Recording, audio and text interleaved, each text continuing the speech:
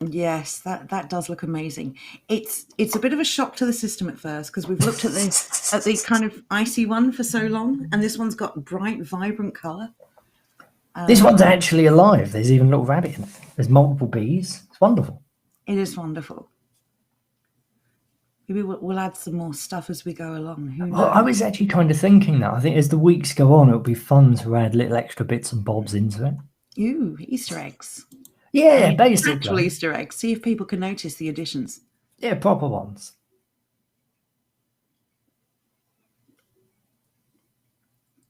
Right, I can hear myself, and that was me. Sorry. Yeah, sorry. I just flicked over to D Live, and I hate hearing my own voice. Hello, everyone. Good evening. Good evening, Wardens. It's so good to have you all here. Right, Philomena, as usual, has confirmed YouTube is working. Thank you so much, my dear. Thank you. I can confirm, Rory, that it has indeed stopped snowing. It's been beautiful here today. It's been absolutely lovely. How's it been for you up there? We had snow a few days ago. It got quite pretty, and unfortunately, it didn't last, of course. No. But we got snow. We did at least get snow. So, yeah, apologies, Itash. We did try and go on the other platform so that we could run the video, but it wasn't playing tonight. Jordan was talking to me. I was talking to him. One of us couldn't hear the other. It was quite amusing. So, yeah. The issue we have is we've actually gone live like that once before because it was you that couldn't hear me, if I remember rightly, but I could hear you just fine. So it was obviously at my end. We went live and then magically it started working. So we're always in this weird position whenever a guest or one of us doesn't work. Do we go live? Do we risk it? So far, every time it's worked. I don't even notice whether you can hear me or not. Hey, I didn't want to say anything, but that basically is how it feels sometimes. Hashtag women things. Oh, Andrew just got a power cut. Back on now. Oh, I'm glad to hear it. Sorry about that, Andrew. Oh, that's very kind of you, Will. Yes, the rabbit's a nice little touch, isn't it? I saw it and I thought, I've got to have that. I've got to fit that in somewhere. Rum Murmur. What a wonderful name. Thank you. Hi to you. Good evening, Sir Francis. I'm not going to go through all the good evenings. Good evening, Mark. I'll go through a few and then I'm going to stop because it could take all night and I don't want to miss anyone. Good evening, Timmy. Who have I missed? Have I missed anyone? Timmy's asked if there's no stream on YouTube. Philomena's there. Mark is there. I'm not sure what's going on. It should be there. Good evening, Xanth. Rory, of course, we've already mentioned. I'm sure I've missed someone. Oh, Ragnar. Good evening, Ragnar. And I'm much better, thank you. Still got a bit of a croaky voice, but it's that time of year. You were singing earlier on. It was lovely. Lies. Anglo-Saxon, good evening. Okay. I think everyone is here right now that I've covered. Oh, Fearless Bear, you just crept in at the end there. Good timing. That was good timing.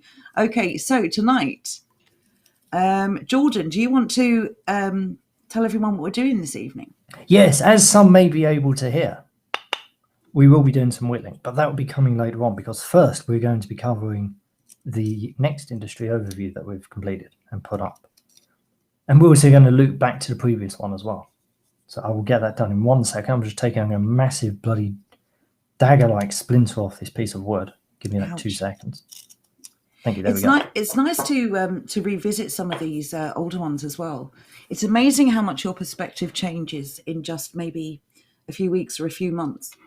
I think what we'll probably do is probably go over some of the earlier ones because they're still valid. And it's not as if they become invalid. Exactly. And it's easy to forget, isn't it? Because there's so much. We've covered so many topics. And it's a good reminder that, everyone's on a different stage of the journey. Everyone's coming to the realization that things need to change. And some started a bit sooner than others. And that's just the way things work out. So, so for many of you have seen the earlier streams where we've covered the overviews. many people have joined us much later. So, yeah, there we go. There we go. So here is the overview that we're going to be covering this evening. It didn't go on to D Live. That's where I needed it to go. Okay, and the topic is pyrography. And if you have any questions, believe me, you're not the only ones. Jordan will explain all. It's wood burning, basically. They give it a fancy name, but that's what it is. It's just burning wood into pretty patterns, and some of them are absolutely incredible. What I will do, I will share screen, and we can go take a look at a couple of them. Wonderful. Artists in general just amaze me. I'm not artistic in the slightest. Not at all. So when people do this sort of stuff, it really is quite mind-blowing for me. Are you ready? Are you ready to go with this? Yeah, knock yourself out. I'm looking at the screen and I'm seeing the screen. Maybe I shared the wrong tab. 1 sec. Yeah, it's a good job I'm a professional. Unlike other people. There we go. Now it works. I did wonder why it didn't do the obnoxious jump over to the other thing. Okay. So Francis said he thought it was pirates. Is that as big as it gets? What have you done with it? There we go. Now we're in big boy view. It's like we've reset everything, and we haven't, I promise. Yeah, Okay. everything's a bit strange. Anyway. Oh my goodness, look at that. This is just somebody who's taken an incredible amount of time to burn some wood and to burn patterns into it. Some of the things people do, I think this is the most striking version of it, or the most striking example I have seen. When you see the detail in it, it's absolutely incredible. I'm genuinely envious. I wish I had any of that talent. Honestly, that's just amazing. It is. It's insane what people are able to do. The amount of time and effort that this sort of thing must take just to get good at it. Forget actually creating the final piece. Because when you get talking to artists, they're all the same. They all say it doesn't take them that long to actually do it, but years together. That's wow. I'm genuinely blown away. I mean, to paint or draw something with that much detail is also something to be amazed at. Absolutely. But this is burning into wood. This is literally scorching wood. That's just amazing. It's this sort of thing here that amazes me. Well, not amazes me, so that interests me the most. This is why I wanted to make an overview about it. Because much like with the metal casting, for some reason my brain died, I couldn't remember the word. Much like with the metal casting, you've got something that is a skill in and of itself. That's great and wonderful. But the real value in it is where you're able to work with other people. Yeah. If you've got stuff like this, where is it? Here you go, a wood bowl, for example. You could be somebody who has a lathe, they turn their bowl, they do what they need to do, and they create these beautiful, wonderful objects. But as somebody who is an artist, you could become really, really useful to somebody like that, because they could send you a whole batch of these things, and you could make look. Exactly, you could finish them. You could put little designs on. Can I just interrupt for 1 second? First of all, I want to give a shout out to Will R.R., who we call English Will. And he drew us a picture with a tree that had such intricate detail on the leaves. And it reminds me. No, you're about Sir Francis, not Will. No, that was Will. So Francis also blew me away. When you see talent like that, I'm genuinely envious of both of you. So well done. And the second thing I wanted to call to your attention is this from Ragnar. The Scottish guy that makes the wooden flags and burns bits on them is amazing. Now, this is Caelan. He is supremely talented. Caelan also has his own business. He is making something by hand. So if you want to help Caelan with his business, I do believe you can reach him via Nick. He's also on Telegram, in Nick's Telegram group. Please get in touch, because the stuff he makes is absolutely wonderful. And he does it all himself by hand. And he's just like everyone else, just trying to make a living and get through these hard times. So again, we keep our money within our community, we stop feeding the beast. We stop buying money from buying goods from big corporations. If we can start promoting small businesses and supporting them. But Kaylin's work is amazing. I'm genuinely impressed by all three of you, because I don't have an artistic bone in my body.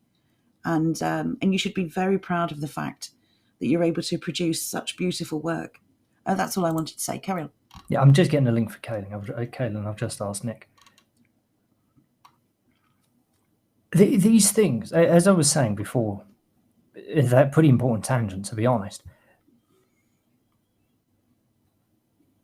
Wow. If you're able to add detail onto other people's work, you are going to be incredibly important, because there's loads and loads and loads of people who will definitely have the skill and ability just to batch create a whole bunch of stuff. For example, take this here, for example. I'm not really sure what it is. Some sort of squash. That's probably the worst example I could have gone to. There is a little box on here somewhere. So there is a little box on here. Nicer than that. Let's go back to the bowls. Okay, let's pretend. What about the keyring? A little keyring was beautiful. Whatever. We come to the keyring later on. Say something like the bowls. If you've got somebody who has a lathe, they'll knock out one of these in a day, for example. I have no idea how long it takes.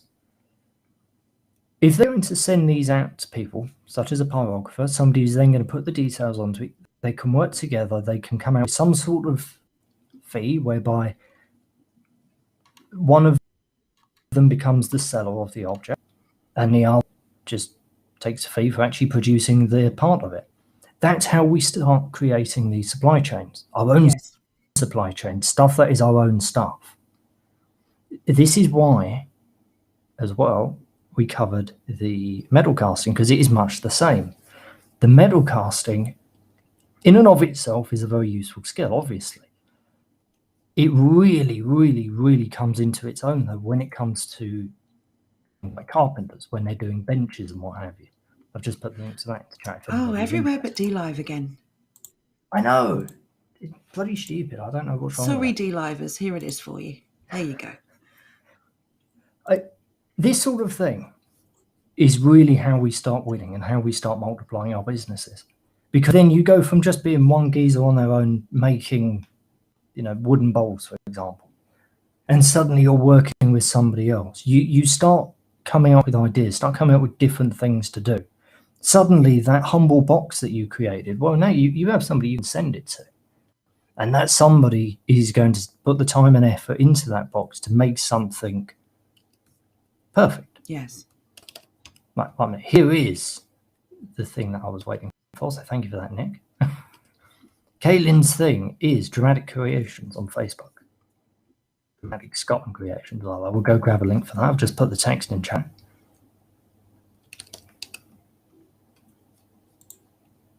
Dramatic Scotland Creations. Dramatic Scotland Creations. Right, I'll type that out. And here it is. There you go. There's the link. He made some extremely awesome stuff. I've just sent that to Joe as well. Probably most famous for the thing that appears in the background of Sargon. Right, let's grab that. Thank you very much. Have you sent it? Yep, you have. I have indeed. All right, here you go, D-Livers. Yeah, Kaylin's, again, another amazing talent. But again, he's been very productive with his time. This could have been a very enjoyable hobby for him. But he is trying to make a business out of it. He's trying to do something to create what we call income security, which is something we should all be looking at now. We've all seen exactly what's coming for us if we don't start making changes now and preparing for it. People are being penalised for going to work by the people they are paying to run the country. And the people penalising you for going to work are still taking money. They're still being paid. You can't be paid. It's ridiculous. Every man and woman has a right to earn money through hard work. So crack on, everyone, and make sure you tell us what you're doing and how we can support you. Yeah, because as I said, this is how we grow. This is how we start doing stuff. Yeah. And the reason we're looking at things like pyrography is because they're a relatively cheap hobby to get into. I looked up the price. I did forget to add it on. I should have done that. The price of the pyrography machines is not terribly high. It isn't anywhere near as cheap as carving, but that's because carving you need a knife. You know how much does a knife cost? It's basically, for all intents and purposes, it's a free hobby. Let's be realistic. It's very, very cheap. I think my knife was 15 quid. Well, just a reminder again, everyone, we can produce all this wonderful stuff because we have an amazing range of talent. But for those who maybe aren't artistically talented, the people who produce these kind of works need tools. Exactly. And that's something else we don't want to be spending money with in big corporations for. We could be producing things like these knives and paintbrushes and inks and paints and whatever industry starts at home, you can start becoming part of that supply chain. Even if you don't have the talent, you're still as important as every other cog in the wheel. So yes, it doesn't matter how you contribute to the supply chain, to this wonderful community of excellence and innovation, as long as you support it somehow. And everyone will do whatever it's in their power to do. If we all stood up tomorrow, millions of us, and decided to create our own network, our own supply chain, imagine how successful that would be. And we would all be making money. And not a single one of us would be making anything at anyone else's expense. Imagine that. It's possible if we make it possible. That's just wonderful. Look at that. Kaylin is really so talented. I am truly envious of people that can do these kinds of things. Same here. Yeah. He definitely deserves some support. As do all of our entrepreneurs. Wow. Okay. I'm obviously not as keen on that one. But I'm English. It doesn't. Oh, that one's banned on YouTube. Oh, it doesn't touch the feels like the English flag does for me. But look at the wow. detail. The fact that he hasn't just put in 2 slabs of wood. He's actually gone to the trouble of creating 4. Yep.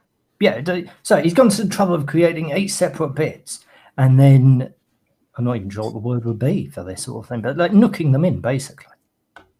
Well, that's joinery, isn't it? That's professional joinery. And look at this skill that he's picked up by making the flags. He's done wonderfully.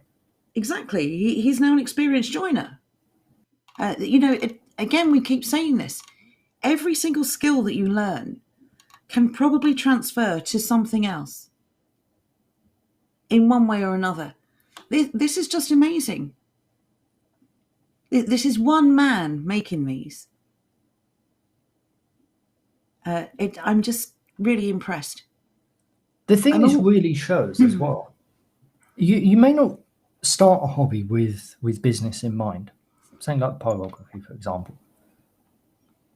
But there's probably a market for it, and it's just working out how to get into it. And it may take a while. You may not get there the first time. You may kind of pivot from one thing to another and so on and so forth. That's perfectly fine. Eventually, though. I want to bring up a comment just on this subject. Thank you. Eventually, you're going to get that. Carry on. I'm not going to read out your name, but what a name. I see grotesque amounts of good things being dumped at our recycling centres. It's so sad. I could rebuild good computers all day long, but no. It's incredibly sad. But again, I was going to call him butt to butt because he also had another good comment a little while previously. Oh, did I miss that one? He basically said, I'll have to paraphrase this because I'm going off of memory. This one. He mentioned the glow forge and how people are able to use pyrography via that sort of thing. I didn't see that one. Apologies. But yeah, a little laser thing, a little laser colour. I would like to get one of those. A glow forge is desperately out of my price range, but everything else is certainly doable. Well, this is the thing. Yeah, a lot of people throw away stuff. Jordan mentioned this before. I think we've all mentioned this in various conversations. Mm-hmm. Because we've got this throwaway culture, The moment something breaks, it could be a simple fix. People who can afford to replace it just throw it away. And there might be the tiniest little problem. And if you're not particularly interested in sort of setting your sail to one thing, you maybe could become a general restorer if you're handy with electronics, or I don't know. But the point is, you could probably make a good living of taking things that are slightly worn or slightly malfunctioning. You could fix them and sell them on. It's really now about thinking outside the box. What do we need as a people who have the tech and the appliance needs that we have? For instance, if you're going down the electrical route, look at appliances. Think about what people need: washing machines, Live longer with cowgirl. kettle. Is that a paid sponsorship? If only it was. I need the Toasters, kettles, all these things. They may not be expensive per item. They might be small appliances.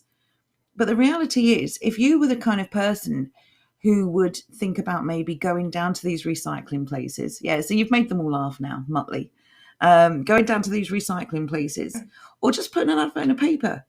If it's a small appliance, or at least if it's a large enough appliance that it requires transport, maybe you could offer to go and pick it up for free.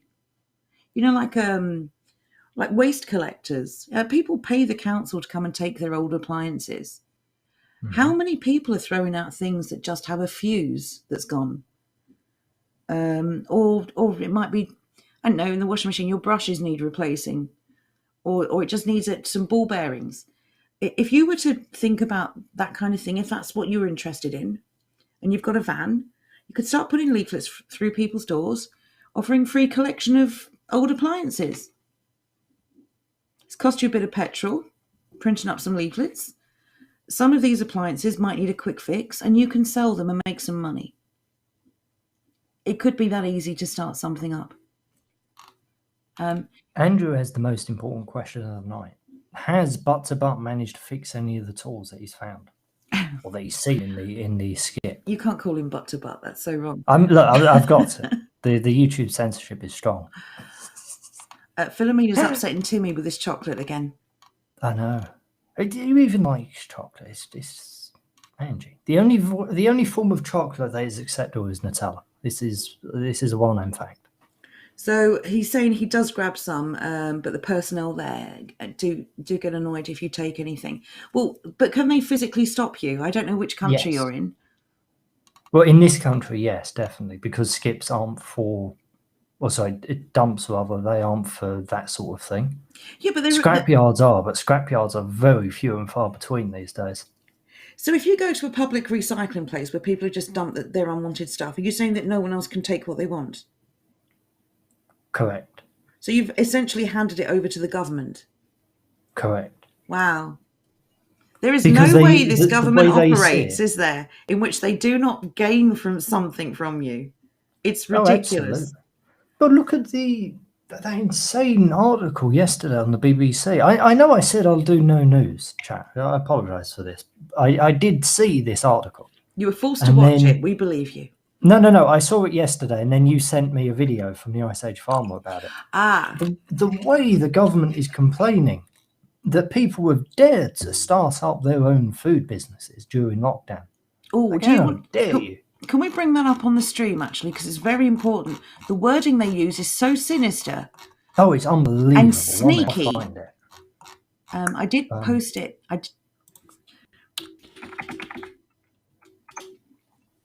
We're looking for something. Chat, keep yourself busy. Oh, no, I needed it. Here it was. I just saw it. Oh, nice one. Okay. Yeah, I'd really quite like to go through. It's a very short video, but the upshot is that you can't do anything unless you do what they want, and if you don't, we'll go through the document because it's rather amazing.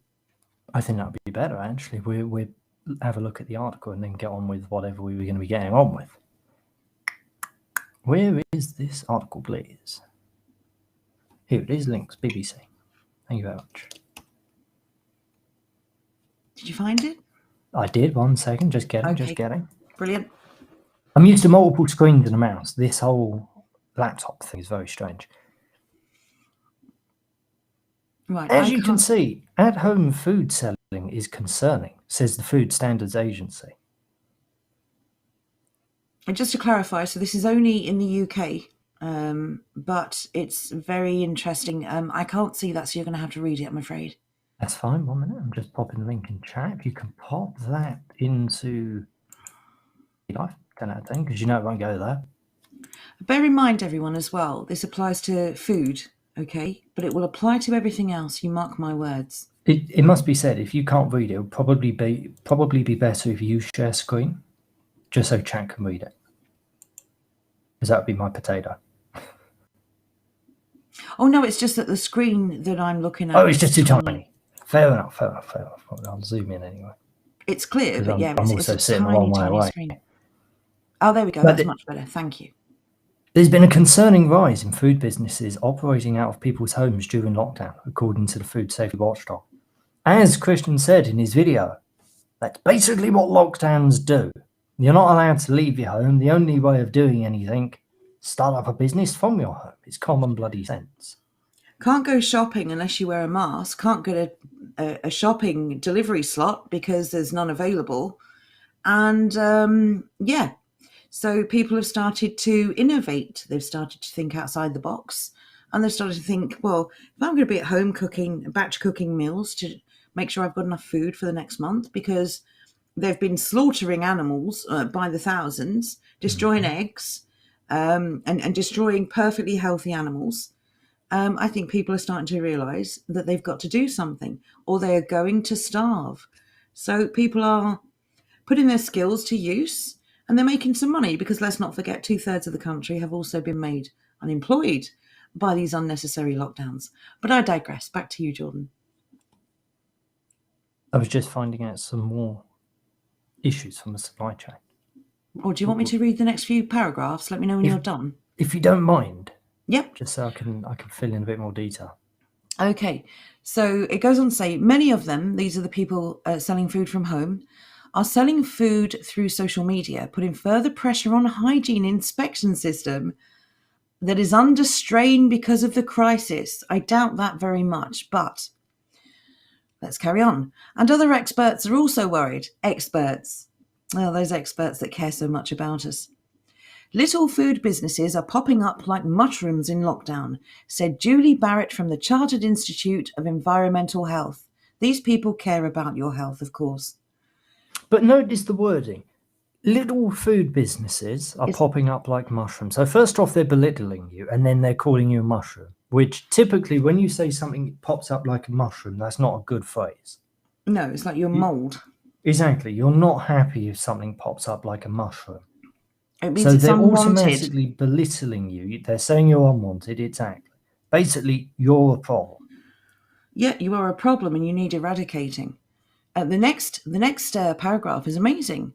There are rank outsiders operating off the radar. Rank outsiders? Do you mean the citizens who pay your wages, Julie Barrett? But for goodness sake. The next line is most telling. Who think, oh, my mum can cook, and confuse cooking with catering. What the hell is catering if not cooking? Cooking, exactly. It's just cooking with a certificate that you had to pay for. This is the problem with people who go to university. They're so used to everything they do in life. Oh, you need a degree for this. You need a degree for that. Yeah, but they go to university in order to change what words mean. This is all they do. So catering and cooking are not the same anymore. You could argue that some people cater cold foods. Yes, technically not cooking. But a cook still makes sandwiches, and they're still a cook who cooks.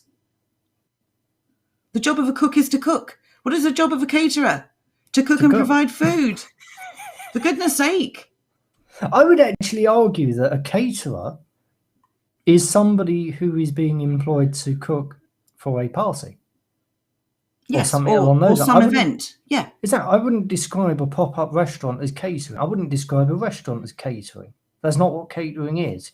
Catering is you are cooking for an event. That whole paragraph, though, is disgusting. Rank That is insane. outsiders. They confuse cooking with catering, she added. This Julie Barrett.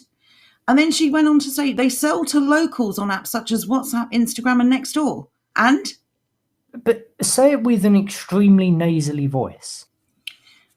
They sell to locals on apps such as WhatsApp, Instagram, and Nextdoor. Did you like that? Perfect. There you go. I had to anything hold I my could have nostrils done. closed. But get this, the next line is the thing they're really upset about. Many are failing to register as food businesses, meaning their hygiene. Oh, I'm sorry, I'll set Muttley off. I'm so sorry. So good. Meaning That's amazing. their hygiene arrangements are not checked by local authorities. This is the thing. They're acting outside of permission. No freedom for you. That doesn't look good, I will say. I do agree. That looks a bit. But that's not someone's food. That's just that they've pulled up a picture of some rank-looking food just to really drive the point home. You shouldn't trust these people. Absolutely. They didn't register. They don't have their ID cards. They're behaving a bit too freely for my liking. But even those that do register are often not getting an inspection, despite new businesses usually being a priority. New businesses! You don't care about the existing ones because the system is struggling to keep up during the pandemic. Really? Why are you closing down all these businesses? The people starting new businesses are probably people who had a business that you've already destroyed. I have a question, okay? How is it the system is struggling to keep up during the pandemic when they've shut all the restaurants? Well, of course, if there are no restaurants open, how are food inspectors so thinly spread they aren't able to get around to all the restaurants that aren't open? Because obviously they're all furloughed and it's an imposition. Expecting someone to do the job you pay them for now is clearly an imposition. Can't be doing that. And again, a reminder, if anyone isn't a regular viewer, the people who you are paying to govern the country, who you elected to do what's best for you, are still receiving money while they're preventing you from doing the same. Isn't that amazing? It is unbelievable. As far as I'm concerned, if the government is deliberately putting people out of business, none of the politicians should be able to earn a living. I think while politicians are voting for lockdowns to continue, they should also be furloughed at 60% or stripped of their wages. Oh, no, they should be stripped of their wages. Well, if they're voting for the furlough to remain in place, fair play. They shouldn't get any more than they are allowing other people. No. You're destroying businesses. You're destroying lives. You don't have a wage. First off, you get to go to prison for a month, as previously described. But beyond that, yes, but you want them to go to prison for a month every week, and I've still not quite worked out how that happens. But I'm for it. I'm just saying. I think all politicians should, by default, be forced to go to prison every month. If they haven't done something you know about that means they deserve it, I guarantee they've done it behind your back. They've probably thought about it. That's good enough for me. They've probably done something that's worth a prison term. But this is really the rub of this, okay? They don't actually care about the businesses. They care that you're not registering, that they don't control it. There's a line in here. One second, I will find it. I think this is actually it. Local authorities are using video calls in a bid to clear the backlog. Well, that's wonderful. It's a good use of technology right there. I know that. They allow basic issues to be resolved and reduce the time environmental health officers need to spend on site. Okay, fine. But go to the next line. No, don't skip it, please. Please don't skip it. Go to the next line. They could be used, for example, to ensure that there is a separate sink for washing hands. When did humans lose their ability to engage in common sense? Do we need the government to tell us that if we are preparing food for the public, we do not wash our hands over the chicken that we're preparing? I mean, come on. Just because these people think we're dumb doesn't mean we are. This is what they think of us. They're telling us to wash our hands, for goodness sake, during this pandemic. Like nobody washed their hands before it. At the start of the pandemic, there was that bloody video on the BBC News. Do you remember where they showed you how to wash your hands properly? Then they had a hand washing expert come in. Well, I tell you something, before they start worrying about how the public wash their hands, they might want to go around all the hospitals where trained medical staff don't know how to wash their hands, who actually get paid to be clean and not spread diseases. There have been so many hospitals that have failed their hygiene inspections because trained medical staff do not wash their hands, or they do not wash them properly. It's amazing how suddenly standards have dropped so low that you have to be told how to basically tie your shoelaces. This is what happens when you infantilize a nation. They've spent so long treating us like children that they now believe that we are children. But it's them who are children. They massively underestimate us. We can either stay put, do as we're told, and take this, and let them destroy everything we've ever built or owned, or we can carry on being the innovators they know we are. And this is why they have to force us to stay home and lock our doors and stay away from each other. I have an emergency update. Go on. Before we carry on, Andrew has accidentally banned the Jumping Pepe sticker. No! He has. It's okay, Andrew. We've all done it. I've banned multiple people by mistake. I've banned multiple stickers. This is such a priority. I'm interrupting the stream to take care of this. D Live, please fix YouTube as well. Actually, both of you. Can you please fix your operation thing, because the buttons are just too damn close together. Okay, here's a problem. It's not there for me to unban. It must take a while to appear. We'll check after the stream. Just isn't there. I'm so sorry. It's easily done. You know, the way the streams go sometimes, they kind of move smoothly, and then you go to click on something, it jumps. It's just the way things are, I'm afraid. But never fear, it will be unbanned, promise. As soon as we're able. Just real quick, I want to mention this from Johnny Not Pal. They've not stopped me from earning money, but they've made it a lot harder. Yes, this is another experiment in demoralisation, isn't it? A lot of people... It depends, of course, how hard they've made it for you individually, but a lot of people are struggling already. And just adding just that little bit more difficulty has made it so impossible for people to engage in their business. I have read, I've also broken No News Week, but these were sent to me in fairness, that people turning up on estates and in parks and in fields with free food for those who can't feed their children have been arrested, cautioned, and fined for feeding the poor and the hungry.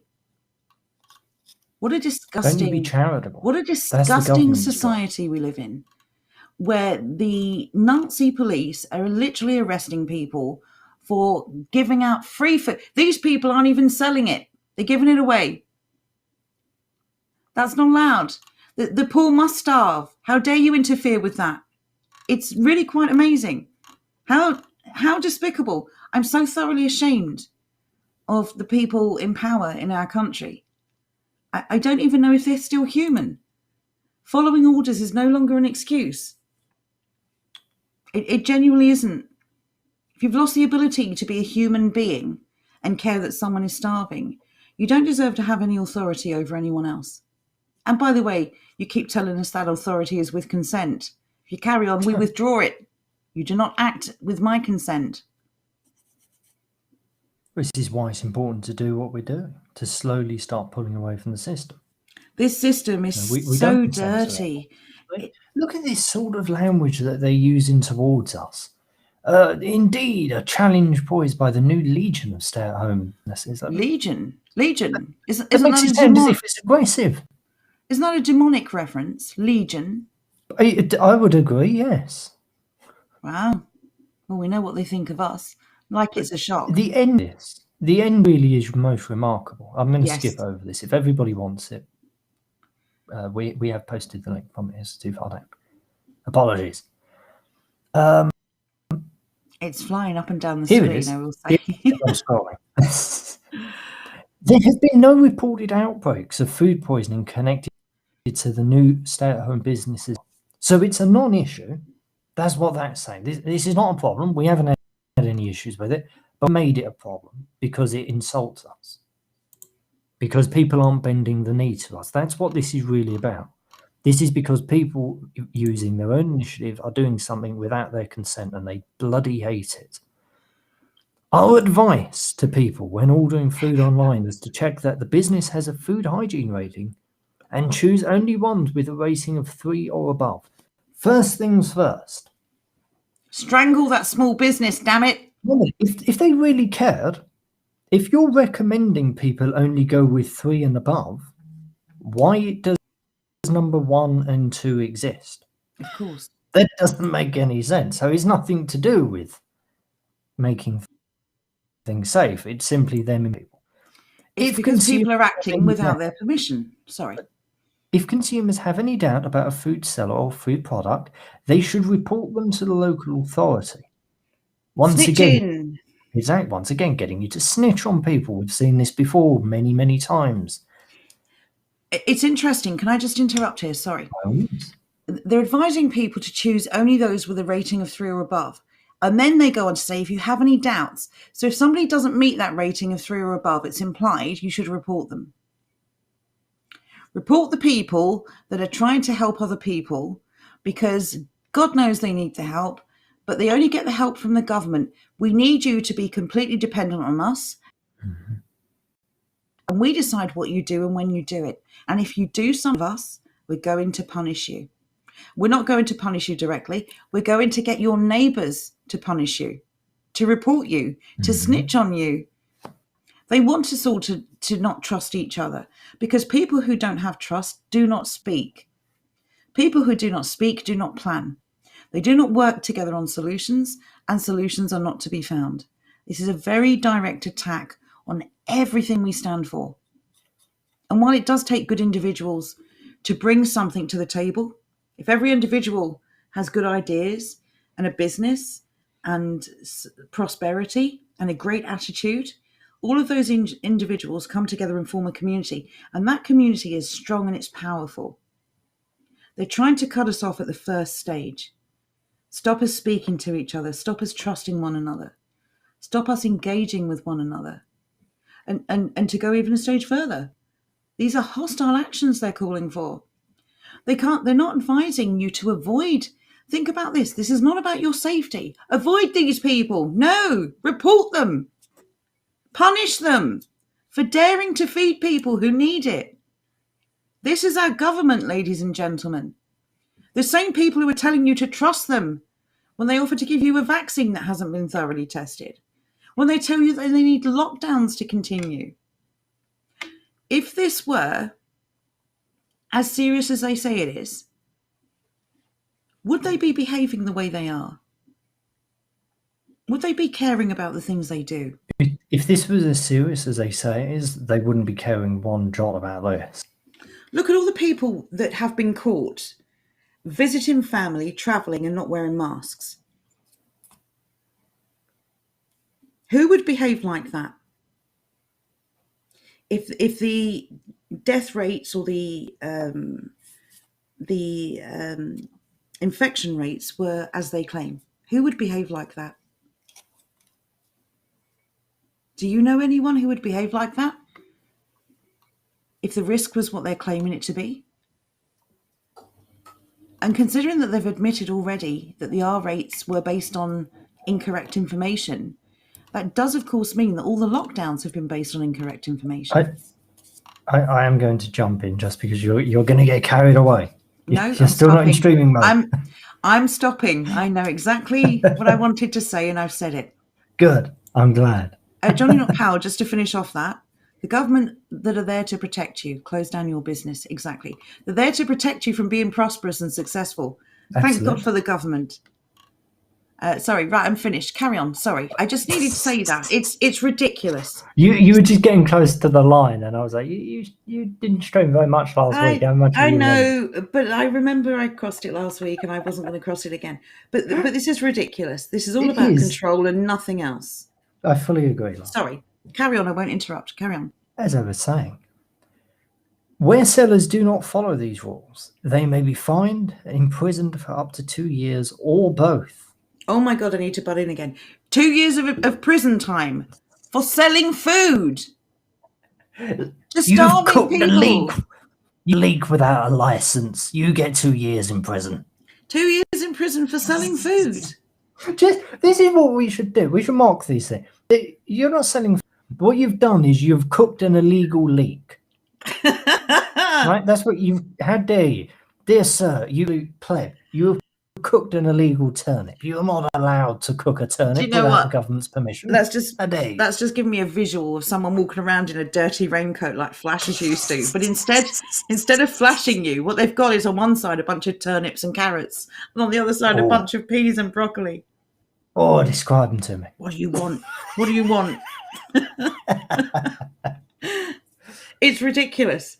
They're going to create a black market in food. As English Bird said, you to the gulag. It's ridiculous, isn't it? They're going to create a black market. Timmy's comment. In charge of a frying pan without a license. You know, last year there was a meme going around. Oi, you got a license for that. It's actually going to become reality. It is. And that's incredibly worrying. I mean, I know we're laughing about it because it's so ridiculous, but this is serious. Absolutely serious. Sorry to interrupt. I really didn't mean to, but that is ridiculous. I'm seriously triggered by this. These people are nutters. As the rest of it says. However, others think the system itself needs an overhaul to protect the public. The law should be changed so that food businesses of any type cannot trade until they've been inspected and rated. Are we trusting the people that do the inspections? No. The same people that have taken away all our freedoms? I would like to know who inspects the inspectors. I would like to know what the inspectors inspect. Well, allegedly they make sure there's not any rat droppings and stuff. And they don't trust us to make sure? No, apparently not. Apparently we are just filthy cretins who live in rat-infested homes. Okay, I'm going to be quite radical now and suggest something. Oh, blimey, be careful. No, it's fine. You've got a license for that radicalisation. Right, I'm a radical extremist food critic right now, okay? I've decided I'm a fairly good cook. I get really good feedback and I want to start a food business. Mm-hmm. There's a lockdown and I've lost my other job, so I need to earn some money. I decided to set up a food business and start making food and selling it. I don't care about the rats because, God forbid, someone should get ill and report my food business or, tell everyone else not to come back to me for any food. No, the rats are not a problem. I'm bucking the trend because I'm a rebel. And all of this is completely necessary because I don't have any common sense and I want my business to fail. Who starts a food business? Who starts a food business in a disgusting, dirty area of food preparation, knowing that people are going to get sick, and tell everyone they've ever met, don't buy food from that person, they're disgusting? Who is going to make a successful business behaving like that? Oddly enough, ridiculous. As well, considering this is home food, it's a home. People who live in homes typically live around other people, and they're called neighbours. Typically, people aren't a massive fan of being called the scummy little urchin down the road who made everyone ill. Yes. It's a good comment there from Eddie. I do agree with you. I agree and all. If people are going to have to literally fight for the right to have food, this is going to be a real problem. I think when people are starving and hungry, I mean, that's quite extreme, I know, but that would be one of the things I think that would get everyone off their backside protesting. I mean, literally the whole country. The downside is when people are that hungry that they're resorting to doing something they don't usually do, it's going to cause a lot of problems for a lot of people because it's going to increase crime. Mm-hmm. People who are starving will not have any scruples at all about taking not only what they need from you, but everything you have. This is a worrying time. It actually benefits all of us to make sure people are fed, to provide food for our community, to help people who are starving, because this will prevent them resorting to crime. I'm pretty sure if we work together, we could produce enough for what we need. But this is ridiculous. These people do not care if you starve. They would rather you starve, which is why they're encouraging people to report you for selling food. They would actually rather people starve than allow you to be fed. Think on that. And these same people are telling you they care about your health. Worse yet, these people have convinced other people to tell you that they care about your health. That's the bit that really blows me away. Well, I mean, you just have to look at all the guilt trips, don't you? Again, if something is important and it's based in truth and it's really, really bad, you don't need propaganda to sell it. And by the same token, with the lockdowns, for instance, which are really, really bad, you don't have to keep convincing people that they're necessary. If the reason is true and genuine, you do not have to convince people. If you look at the COVID advertising, I'm going to call it, the PM's questions and my God, like literally every news link either has an advert for it, like you can buy it, like there's a sale on COVID. You know what I mean? It's advertising it, or the NHS. It's just everywhere. For those of you not in the UK at the moment, there are two subjects in the UK. One is Brexit, the other is COVID. It is on every news feed.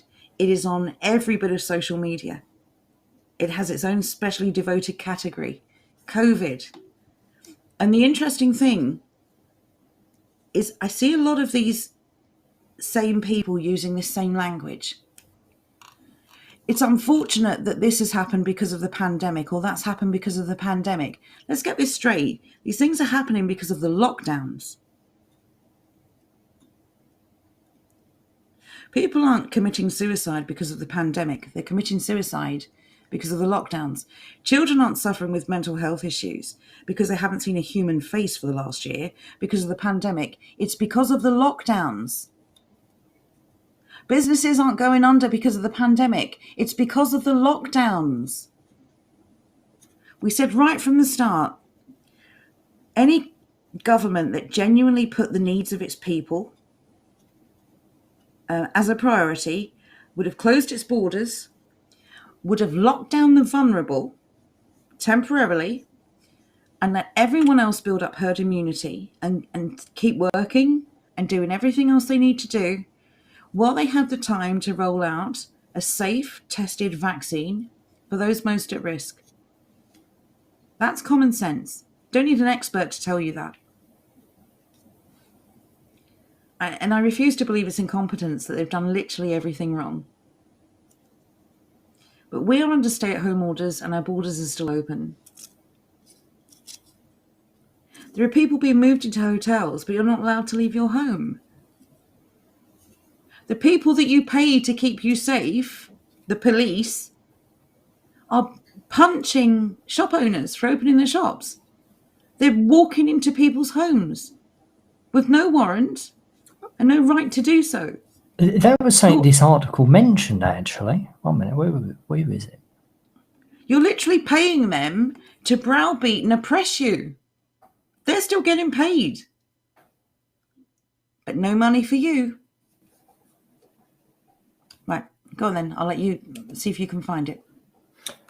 Originally, obviously, I didn't have the article because towards the end, I watched the Ice Age Farmer video later on, but they did mention that one of the things they were most unhappy with was the fact that they need to give 24 hours notice. Yes, I remember that. So you can't... It's right. Indeed, a challenge posed by the new legislation, the new Legion of at-home businesses. I did come to this part earlier on. I didn't read it. My apologies. Sorry. Even if a physical inspection is required, a 24-hour warning has to be given because it is a private address. So the surprise element is lost. They are complaining that they aren't able to barge into your home unannounced and inspect you. That's the real issue. These are the problems we actually have in the world.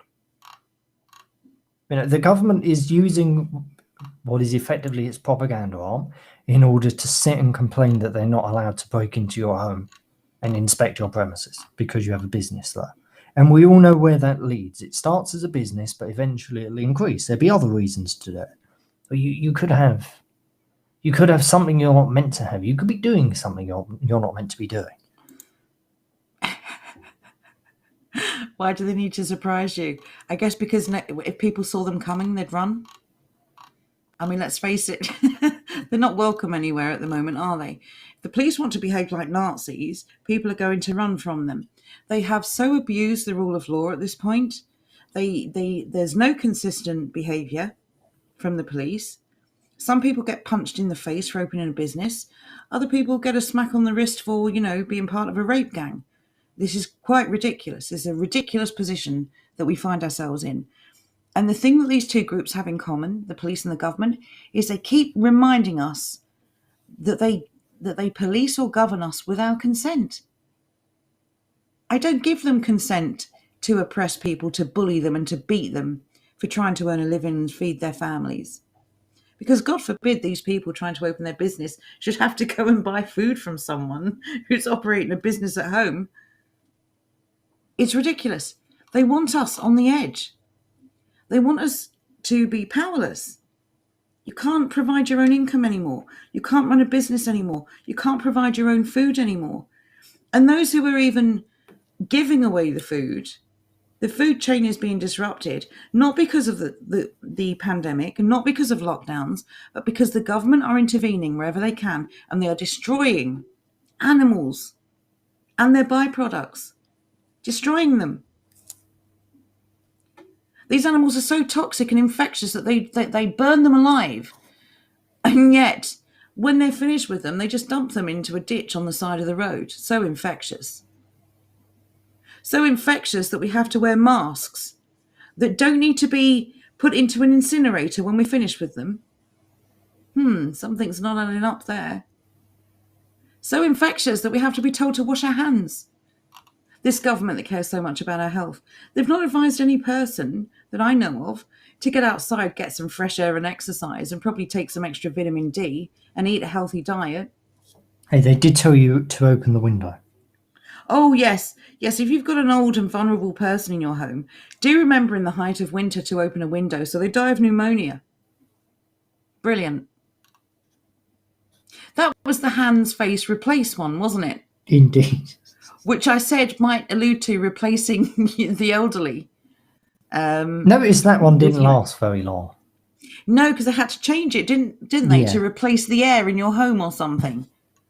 Anyone who says the government doesn't know what's going on and that they're just incompetent is deluding themselves. They know exactly what they're doing. They know exactly what we think of them. Rory Herbert has a great comment here. Knock, knock. We're here to inspect your kitchen. Stand aside, please. Inspect your kitchen. They're not arresting actual criminals. You'd imagine they'd have a lot of time on their hands. So why are the police spending so much time attacking people for engaging in this small amount of freedom that they actually want to? There are criminals that need arresting, I'm pretty sure.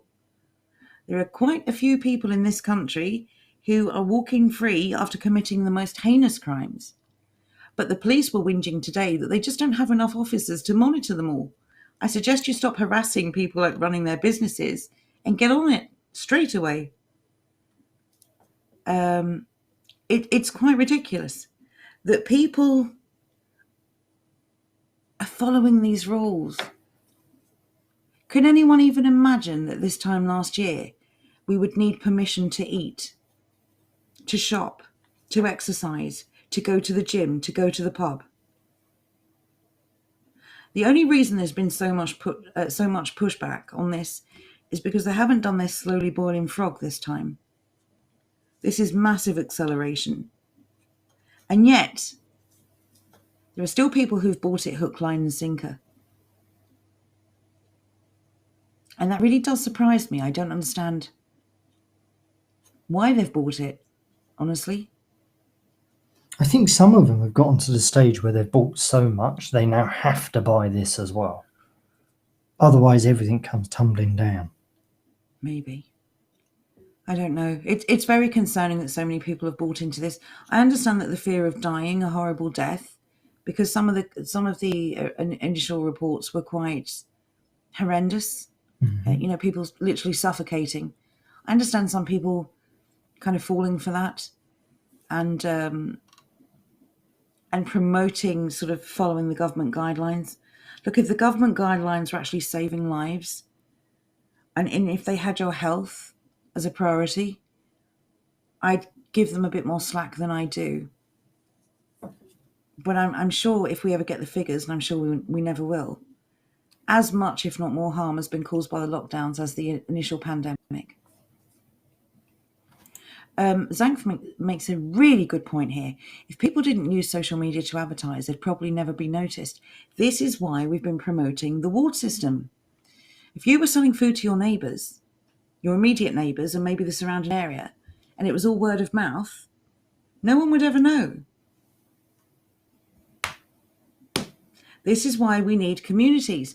It's no good hedging, sitting there just dreaming of a community that you can walk into or invest into.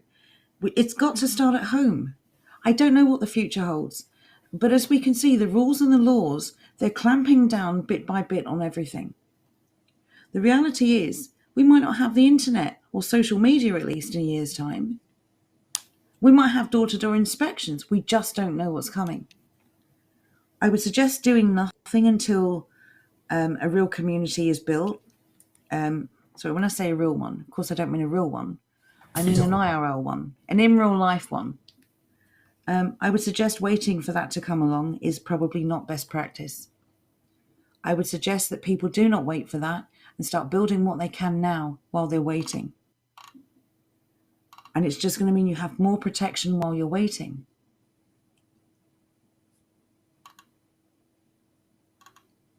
Right, let's have a look. That's another good point. I really want to mention this before you get on to the next overview. Programming, TV programming. Just saying. Yes, this idea of death. Being afraid of dying. I wonder if it's more that people have regrets. I haven't done everything yet. There's still things I want to do. Or maybe it's like being at a party and not wanting to miss something. But the reality is, if we take care of ourselves, we're going to live far longer than relying on other people telling us, especially the wrong information on how to stay fit and healthy. Isolating people from those they depend on and lean on is not the way to make you healthy. Stress kills, because stress becomes distress. And it is a killer. It's just as dangerous as any disease you can catch or develop without stress. If anything, it's probably more dangerous because it doesn't end. It's not like with other things. There are ways that you can get around. I'm not going to say all viruses, but there are ways you can avoid certain viruses. Something like stress, on the other hand, is just with you constantly. Yeah, absolutely. I think we've got to the point where there's only so much we can do individually, but we must do whatever we can. Not for anyone else, not to benefit anyone else, but to benefit you and your family. If you're in a good position to help others, you're going to be an inspiration to others to be in a good position to help you. The only way we are safe now is if we work together. Absolutely. Which is why I really want to focus on these two particular overviews. Because even though the others are useful and interesting, we have loads of them. Oops, 1 minute, didn't mean to do that. A ball! It went wrong! No, come back! Not smooth. Anyway, as I was saying. This is a professional broadcast, everyone.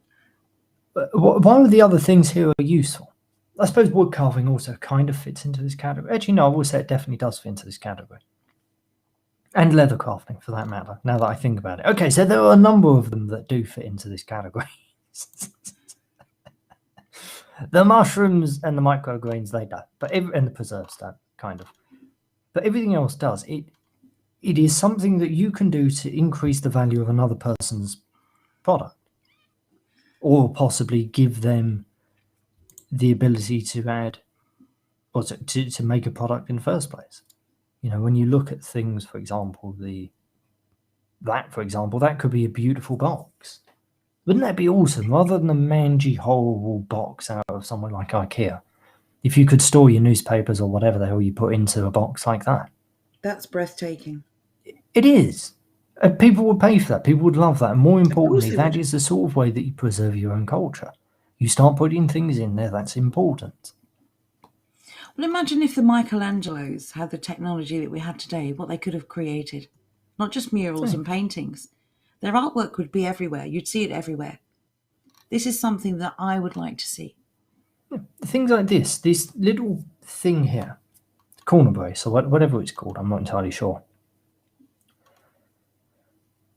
In and of itself, you look at it, it's pretty, it's probably not the most useful thing ever. But when you start talking to a carpenter, cabinet maker, that sort of thing, you can make shelving out of this. That would be a much, much better shelf for a home than your horrible little white kind of tin mangy things that you get out of the likes of B&Q. That can't That's got some even. character to it. Well, the cheap ones you were just describing, they can't even really hold the weight anyway. They're just cheap and Bloody nasty. awful. They bend. They're nasty, horrible things. They're awful. You take something like that, though, that increases the general sort of artistic value of your home. It increases And the it's pride you have in functional. your home. And it's functional. That's the other thing. Yes. It's bloody useful. It's actually doing a job. It's not just, it's not just a pretty thing. There is a functional use for it. Things like this as well, this little corner table. We go on and on and on about how we need to increase the amount of stuff that we're storing. This could be quite useful. Well, it's not just about making stuff from scratch. Again, if you have the skill, you can take things that aren't quite right and you can adjust them if you have the skill to do it. You can pick up. Ragnar's saying it's cast, and someone else said it was cast as well. No, Wagner asked, is it cast, though? Certainly can be. Apologies. Certainly can be. This will be quite a... Rowdy Rascal thing, said, but, nice cast doable. bracket. But the point is, these can be made by hand. They were originally made by hand. They can be again. It's about quality. It's about longevity. It's about making things that will last, that will do their job and then some. Things that you can pass down. Again, this comes back to the reason why we're in this mess is because we stopped passing things down. Culture, traditions, all of it. It's a mindset. Make things you can let your grandchildren inherit. And they will inherit so much more than just pieces of furniture or trinkets. They will start to respect the past like we used to. Because they'll start to respect the quality of it. We live in this cultural cesspit that is consumerism, that is this kind of single-use, throwaway culture. We don't fix things. We don't mend things. We just keep throwing things out and replacing them. And it's such a waste of money. That was the box I meant. And not everyone's going to be able to do this. But if everyone knows someone who can, again, if you're going to buy these things anyway, you can give your money to a big corporation or you can support a small business that is genuine, that is trying to just make ends meet. I know which one I'd rather give my money to.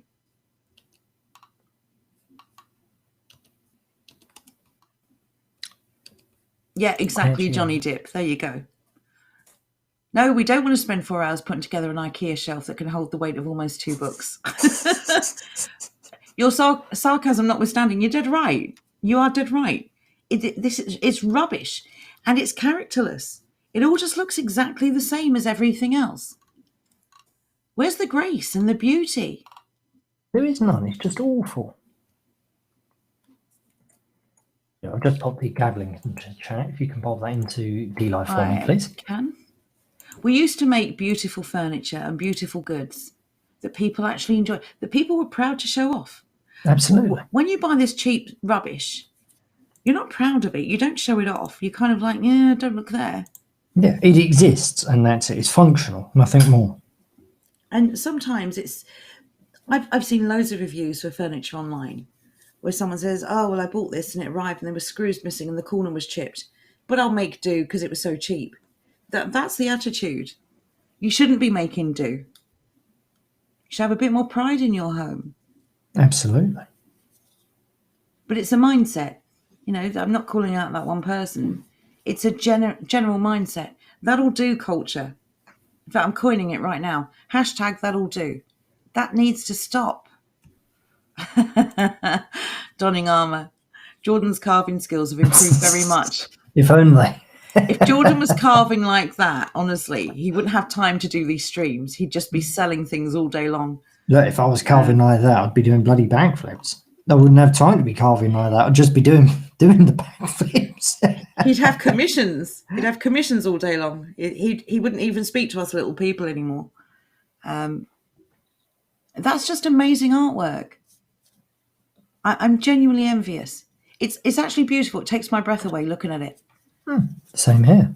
This is why I think it's really bloody important that we start getting back into this sort of thing. Admittedly, we're not getting back into this. This is in this capacity, at any rate, it is a relatively new thing.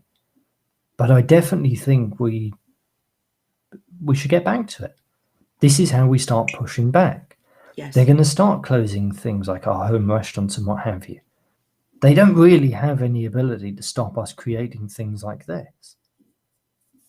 No, that's true.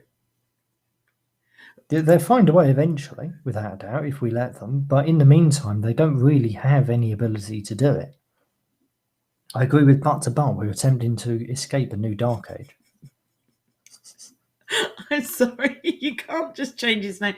You You were so impressed when I called Sturgeon cranky the other day. What's that got to do with it? You just went straight into Butt to Butt. I don't know. It's rather impressive. But yes, uglier furniture. It's functional, but honestly, it's nothing to be proud of. And it's cheap. It's cheap construct. The materials are cheap and nasty. These aren't things that are going to last. You buy this cheap furniture, how long is it functional? A couple of years? 3, 4? That long, blimey. Well, it depends. Depends if you're great at putting this stuff together. I mean, I'm a flat pack champion, me.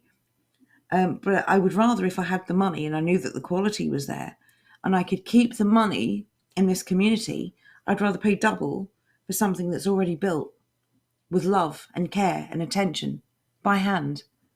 That would be amazing. And I think a lot of people would pay the extra for quality. If you add up every time you replace an item of furniture or an appliance, how many times throughout your lifetime you've paid for it brand new again, or secondhand, depending on your circumstances. I've done both. Nothing to be ashamed of. We do what we can. But if you add up every time you've replaced it, and you think about the cost of all those replacements, you could have bought one quality piece of furniture in the first place and probably saved money.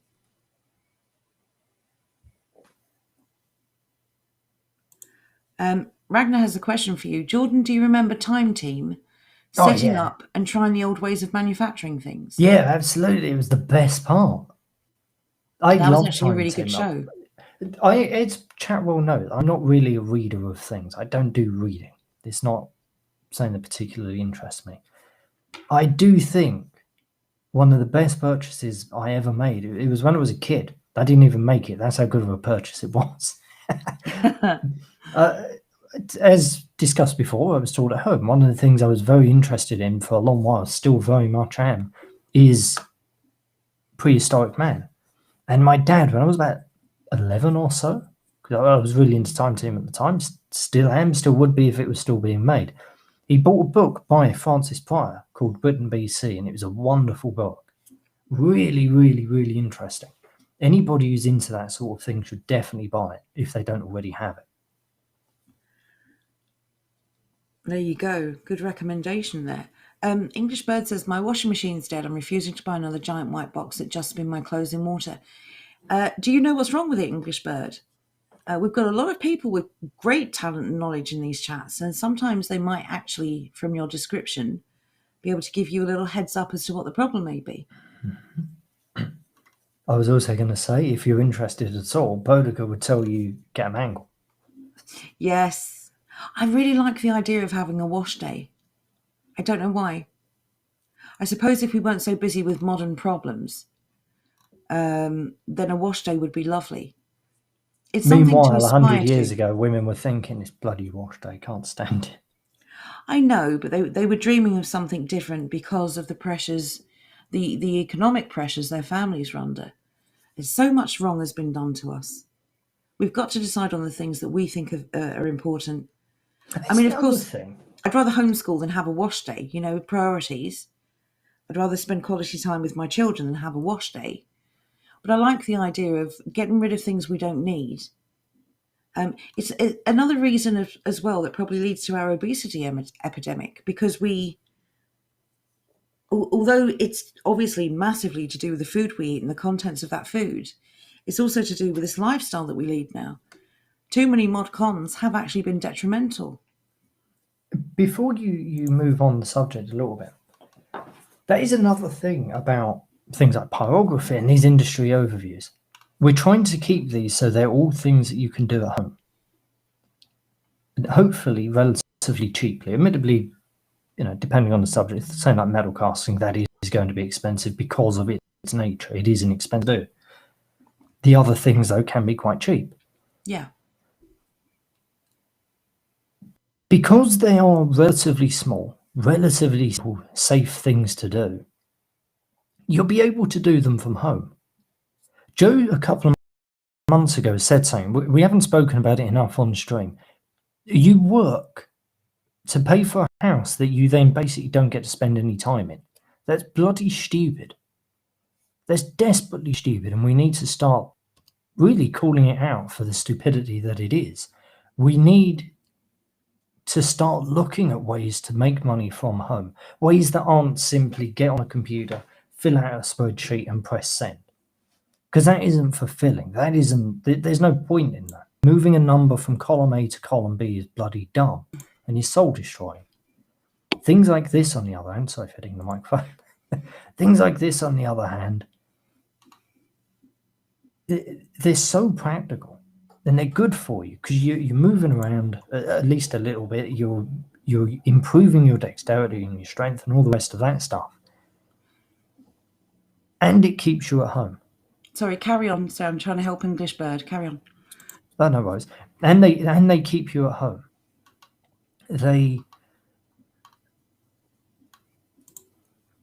enable you to spend more time in the thing that you've been working to pay for. Can you imagine being one of those people who work in London rather and then live outside of London, and they have a second home in London which they live in during the week, and then they go home back to their nice place for 2 days of the week? What a waste of a life! Absolutely. What an incredibly stupid waste of time that is. And that ties in with this comment from Bazooka Joe. And you're quite right, actually. I stand corrected. Nothing wrong with labour-saving devices. It's just that we don't appreciate what they are doing, and we don't put that time to good use. The time that we're saving, we are watching television, and I'm not speaking for everyone, but it's a general sort of theme that we are spending more time relaxing than we were ever able to before. And it's possible that we are, some of us, abusing it. That's not everyone, but I imagine when these labour-saving devices first came on the market, people were doing something productive with their time because their mindset already existed, that every job needed doing, and when that job was finished, you'd move on to the next one because they all took so long, and there was no time to relax until the evening.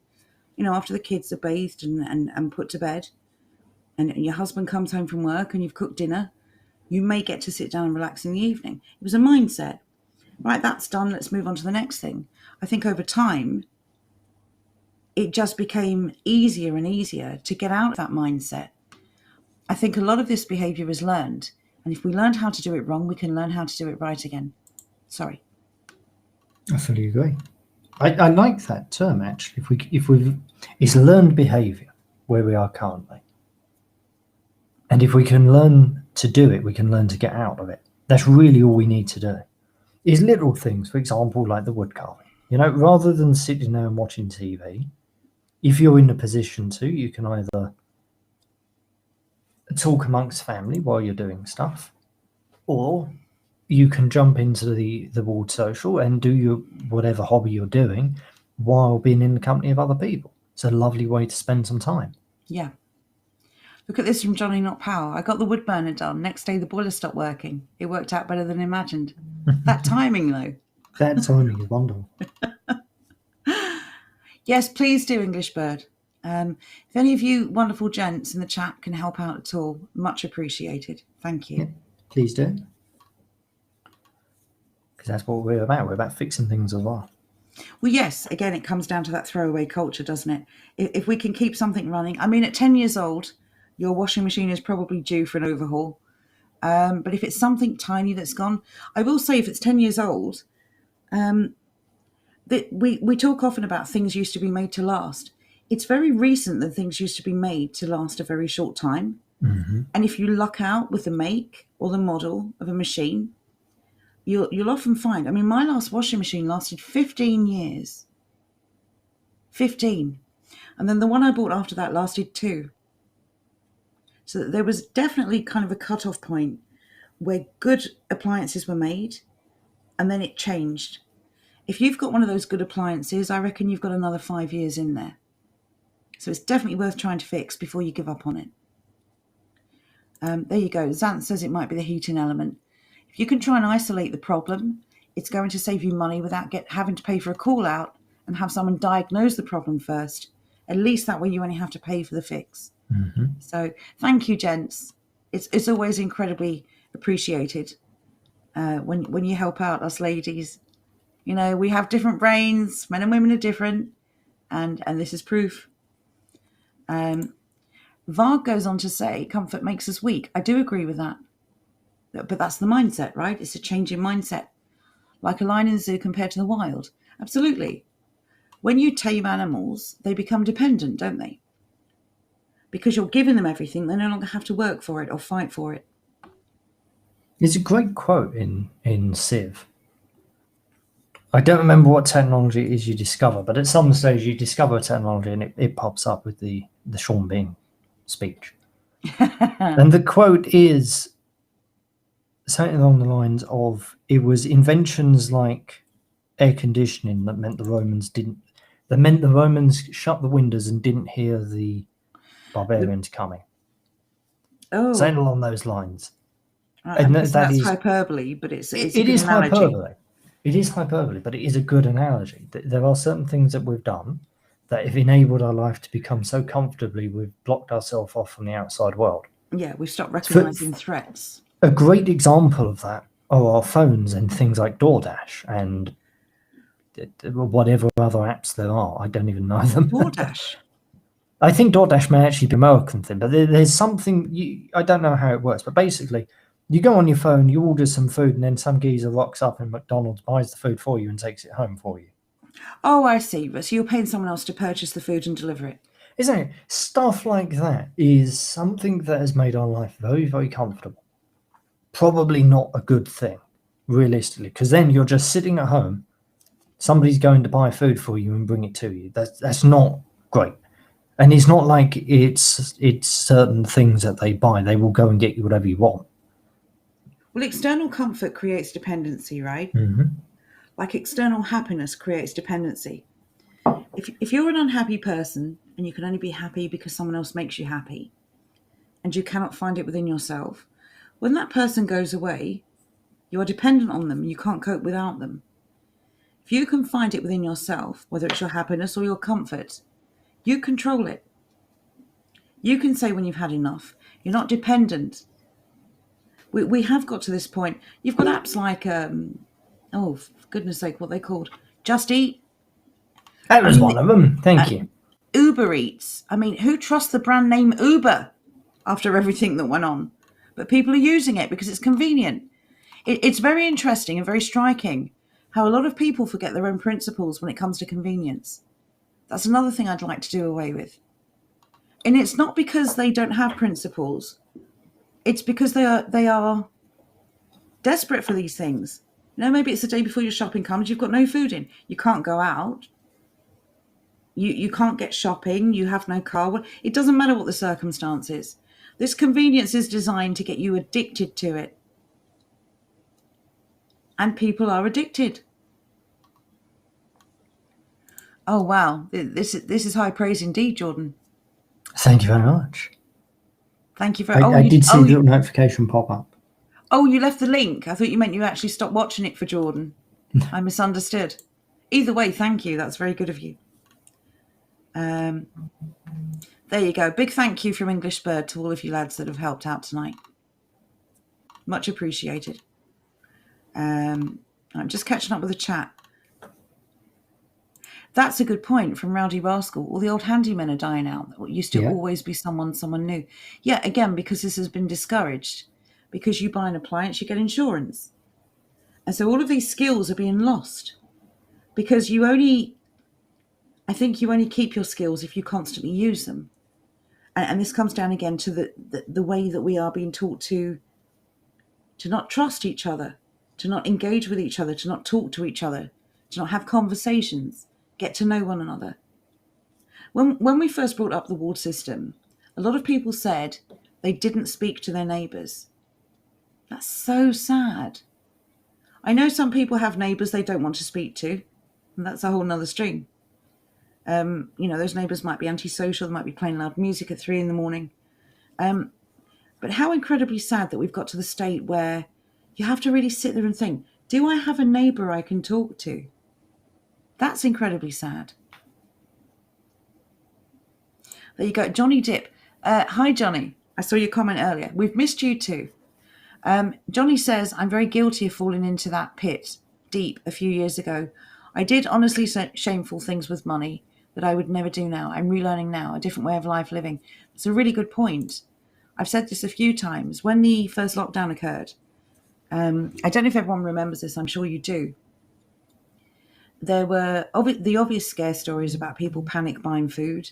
Mm-hmm. I remember this one story, and it showed a picture of someone's bin filled with things like cream cakes. It was obviously staged, but they'd bought a load of stuff they didn't need, fresh food they couldn't possibly eat. They bought it because it was there and they could afford it. And it just showed this bin full of cream cakes and fresh bread and various other things. I looked at that picture and it genuinely changed the way I view everything to do with food and shopping. And I'm now on a real kick where I don't waste food. I don't buy anything I don't need. It's pushed me back in some ways towards frozen food in a way that I've moved away from. But I genuinely don't waste food anymore. That really hit me. It just struck me. The food in that bin could have fed another family. It was terribly wasteful. Shameful. So Francis says complacency is lethal. I agree. Yeah, Just Eat and Uber Eats. So the only two I can think of actually in the UK. DoorDash must be an American thing then. It must be.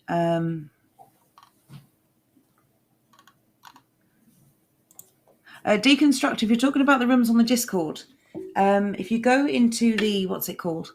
It is the index room, navigation or something. Yes, the index, can't say it. The index navigation room. I've listed all the rooms in there. You just need to go in and click on the room that you want and it will take you straight to it. Simple as that. Right, I'm just going to catch up with the chat. As you can probably hear, Jordan's doing something. No, they can't hear anything. Are you going to share? Maybe. I think you should. We do. We're going to give it an overview, actually, an overhaul. Yeah. I wouldn't say there are too many rooms. Some rooms are necessary. If we don't separate certain topics, things get lost. But maybe it could be organised a little bit easier to navigate. So we will work on that. Agreed. This is unfortunately one of the issues with Discord. It is nowhere near as user-friendly as Guilded. Guilded is actually pretty bloody nice for that sort of thing because there's an extra layer of organisation, basically. There's an extra layer of organisation. It is pretty simple to use.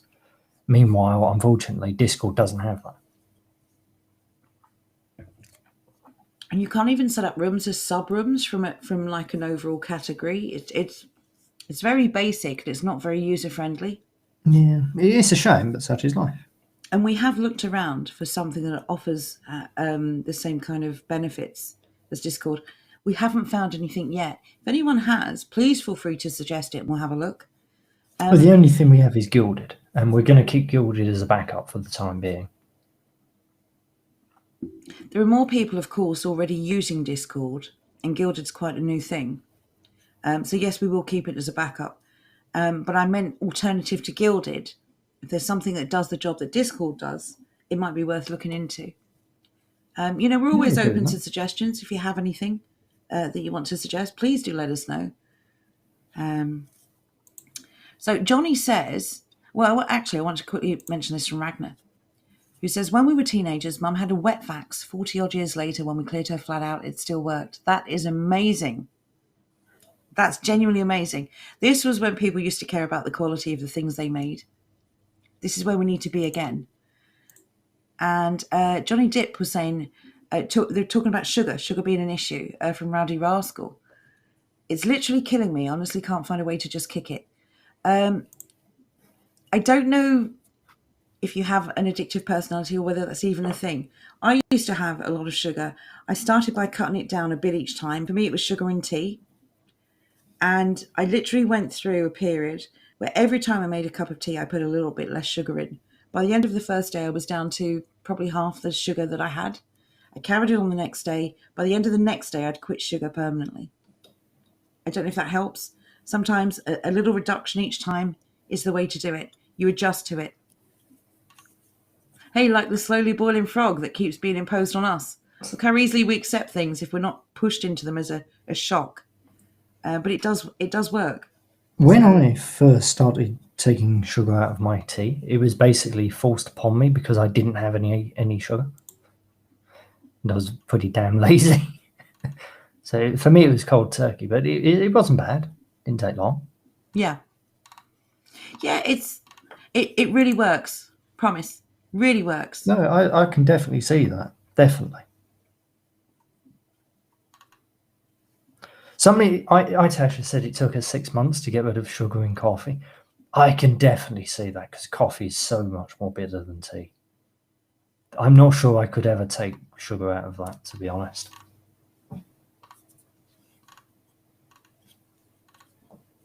I think it does depend on your personality, how long you've been having it. There are lots of factors to take into account. It may have taken you 6 months to get rid of sugar, Tash, but the reality is, for someone else, it would be less. For someone else, it would be more time. We do what we can. There you go, Bazooka Joe. Half a sugar, just take the bitter edge off. Is that tea or coffee, Joe? The thing to remember, for anyone who hasn't studied nutrition, is that we have been told so many lies about what's good and bad for us. Up until, I think, was it in the 1950s? I don't want to get this wrong. I'm going to be as vague as I can because I'm not sure of the exact detail. We used to eat a lot of fat, but we were slim. Mm-hmm. And I will concede that most of that is because we were more active. But even so, we used to eat fat and very little sugar, very little processed foods, a lot of home-cooked meals. And then this change occurred where processed foods came in, fat was demonized as bad for you, and sugar replaced it. And it's actually sugar that's addictive. It's as addictive a substance, I believe, as cocaine or heroin. So I've been told. It is absolutely addictive. And it's so bad for you. It causes your blood sugar to spike and then you crash. And when you have that crash, you crave more sugar because it sets off dopamine, serotonin receptors in your brain. So when you eat sugary foods, you get that pleasure feeling, like a reward system kicking in. And that's why it's addictive. So when you have the crash, you want another reward. I have, after learning this, actually gone back to fats. And I feel so much better for it. I will say, no sugar in my diet. I don't add sugar to anything, although there's obviously sugar in some foods that you can't avoid. I was worried about lack of energy, but I can honestly say my energy levels haven't really changed. I do feel better overall for eating fat. And we've always eaten fat. We need it. Yeah, fat's good for you. It's the sugar that's killing us. Well, it's not just sugar, it's fructose. There's another Sucrose, one, sucrose. These are all manufactured processed food. glubatose. Okay, I was going to say, is that a thing? And then you laugh, so I know it's not. Right, glubatose. I can't do it, I'm sorry. Exactly. Insulin spikes and drops when you eat carbs. And what do carbs do? They produce sugar, or they turn to sugar, or the sugar in carbs cause it, rather. Soda. Yeah, that's another one, Johnny Dip. I would say, sorry, I'm so sorry, the chat's jumping. Yeah, I didn't know if the addictive personality thing is true. I've heard it so often, I've kind of inculcated it. Maybe it is true. I'd be very careful, though, about sweeteners and manufactured sugar alternatives, because a lot of them cause other problems. I would say for anyone looking at making food changes, do your own research. There are tons and tons of channels about nutrition and healthy eating on YouTube, if that's your thing.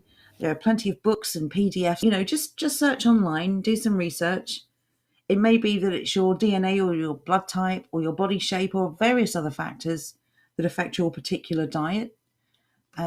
It's always worth looking, though, because we do have to start being healthier. We owe it to our children to stick around for them. But genuinely, fats are good for you. Everything in moderation.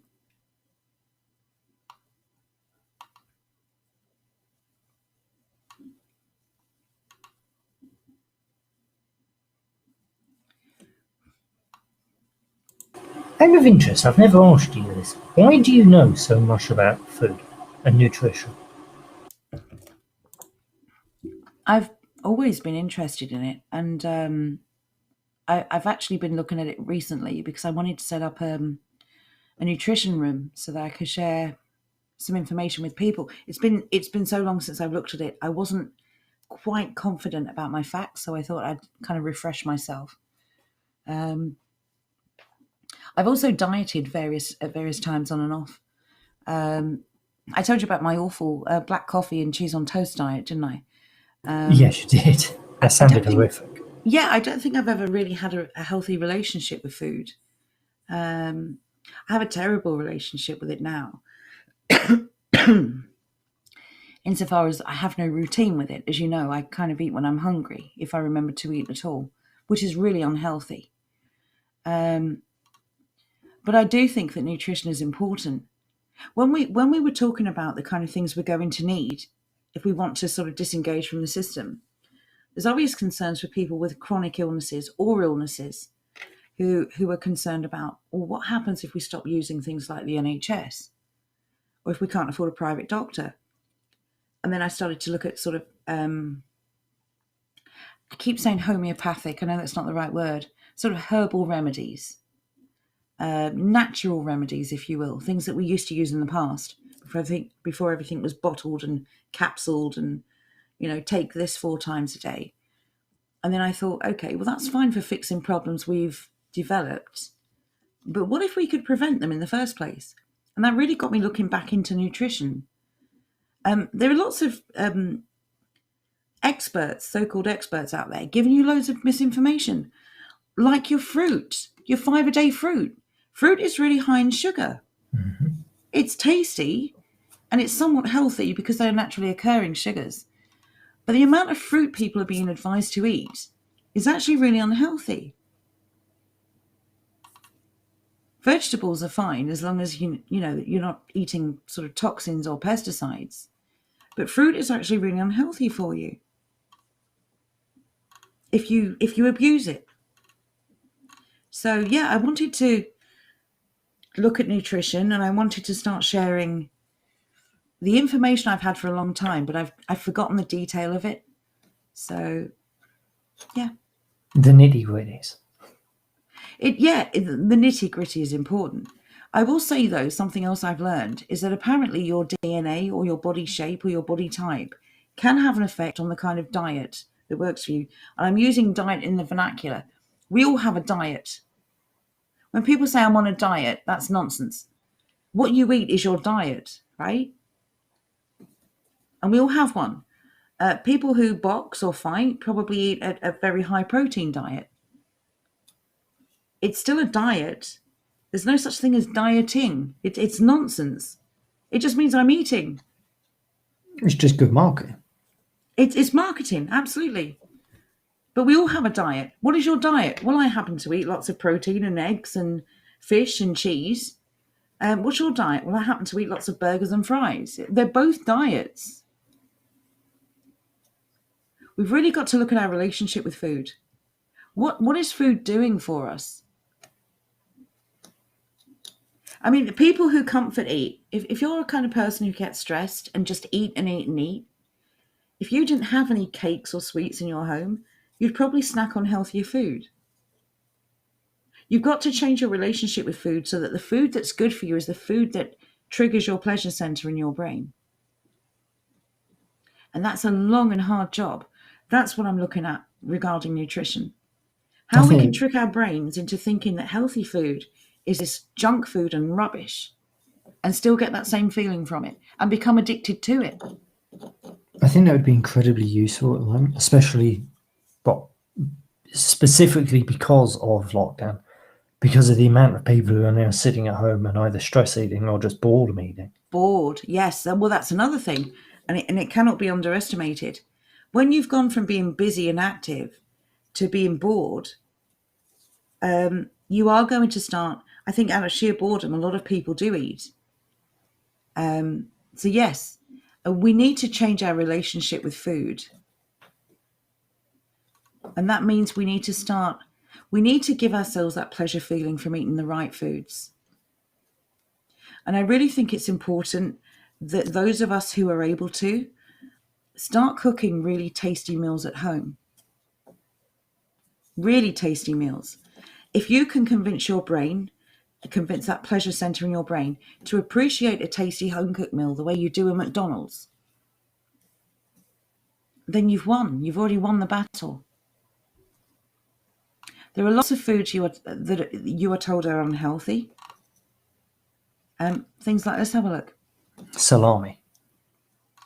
Well, it's interesting. Okay, I've got an issue. I love bacon. I love it. Bacon is like one of the best foods ever. We'd never have been able to guess. No, come on. To be fair, that's usually Philomena. But anyway, bacon. Bacon is amazing. There is no point to life without bacon. Bacon is classed as a processed meat. It's not a processed meat, only if it's smoked. And then because it's gone through the process of smoking. We're told that bacon is processed like sausages are processed. And of course, it's not the same. They use the word processed meat to show anything that goes through a process. And why? Because you've been told for years that processed meat is bad for you. There's nothing wrong with bacon. The irony is they freely admit certain things. For example, they will freely admit that the margarine thing was entirely paid for by business. Yeah. And they just bought scientists to say that, bacon and fats of that variety are very bad for you. Don't eat them. They freely admit this. The American Heart Association, rather, is one of these things, if people were to look into it. Yet people still believe them. They believe them now, as if these people would never, ever do what they did in the past.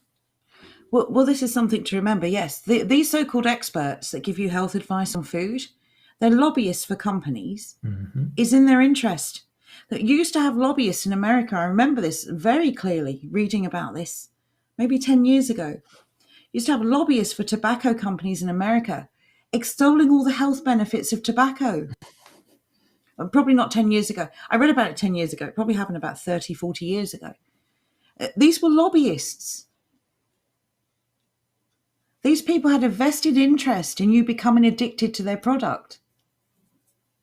These so-called nutritionists and health experts, the same ones who tell you this week that a glass of red wine every evening is good for you, who tell you next week that 5 glasses is okay, and then the week after that you shouldn't drink it at all. They don't know. They don't know anything. They just make it up as they go along. They don't know, and they don't care so much, so long as they're still being paid. I really want to attack the science right now. And I'm talking about the science, a very different thing to science. When you have these experts engaging in scientific studies who talk about, first of all, if anyone talks about the science, they're not a scientist. That's just publicity. That's nonsense. That's Hollywood. But when these people tell you, when the people that you can't trust to be actually unbiased are the only people looking at the results and translating them, you can't trust them. If you stick to this basic premise of if your food is natural, if it's in its natural state, and the only person processing it is you, you're probably doing okay. If you can exchange things like margarines for butter, check the ingredients on your butter. If it says butter made from buttermilk and a bit of salt, you're probably doing okay. If you're eating meat like steak and chicken and turkey and pork, and it's unprocessed, it's in its natural state, you're probably doing okay. We need to encourage more people to cook for themselves, not just to take an interest in cooking because it's beneficial to everyone in your community, but because you control the ingredients. They don't want us to be in control. This is another thing. Look at all the rubbish. If you buy a pork, I don't know, let me think of something. A lamb shank in a mint gravy, like a processed pre-packaged meal. Have a look at the ingredients. There's a list of them. Unpronounceable words. That is not a lamb shank in a mint gravy. It's a bunch of chemicals. So genuinely, take control of your diet by taking control of your food. The takeaway here is if you can't say it, don't eat it. Pretty much. Yes. I can get behind that. That's a good way to do things. Well, this is the other thing. Yes, Itash makes a good point. Too much salt. There's always too much salt and too much sugar. Mm-hmm. When food is mass produced, it must be preservable because they're not here to make a loss. And that rubbish sits on the shelf for months before it goes into the shops. Just think about that. And then people who have issues with digestion, think about what you're putting in your stomach. It was designed to not rot. Like your McDonald's burger. It's designed to not rot. It's being preserved like a Frankenstein's monster with formaldehyde and God knows what else. Exactly. Yeah. I mean, these people are hypocrites. They're literally making it up. If you can do a rudimentary search online and come up with some actual good advice about food, it's amazing how these experts have never been able to achieve that. But they've got degrees, they've been to university, and they still can't get it right. Yes, get to know your butcher. If you get to know your butcher, I guarantee you, your butcher will give you the best cuts of meat. Your butcher will put a little bit of effort in on your behalf if they know your name, if you become a regular.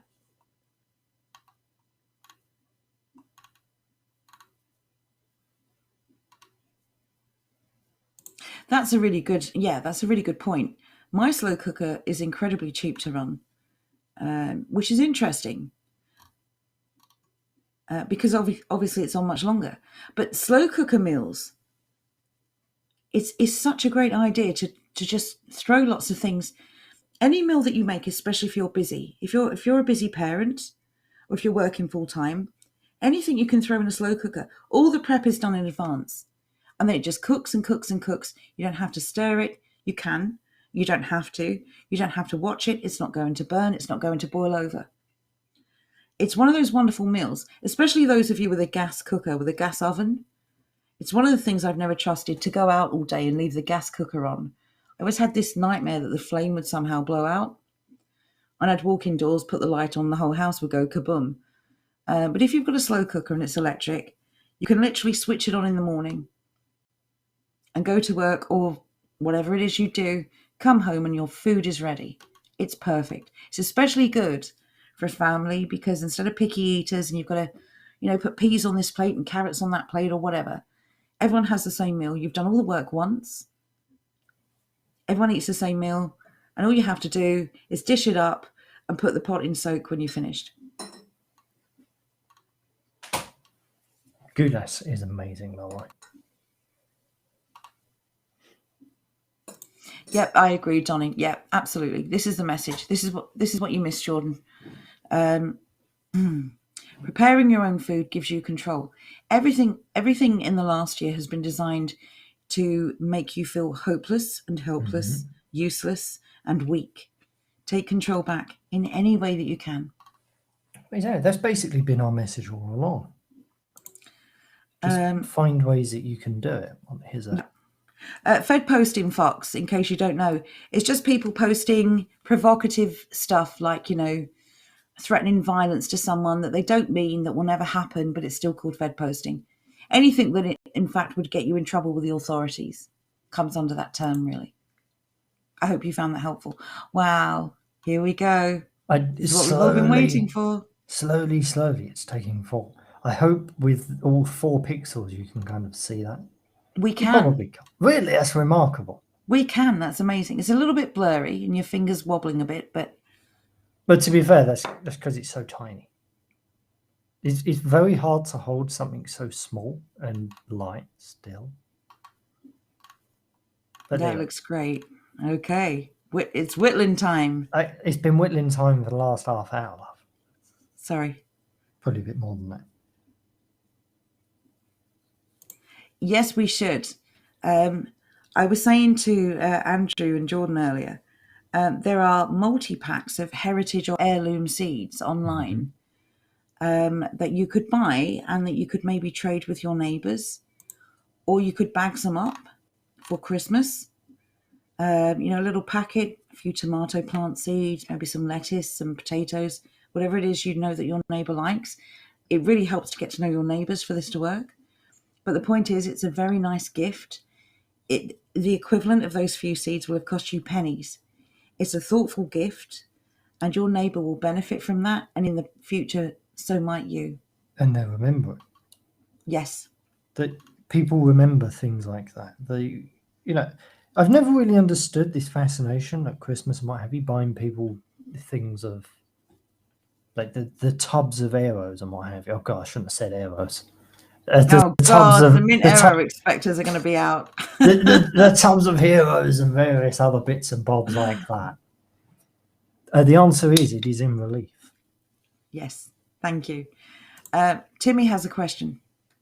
Could you use a hot metal spike to burn some detail into the wood? Yes. There you go. Wait, Timmy. You weren't paying attention.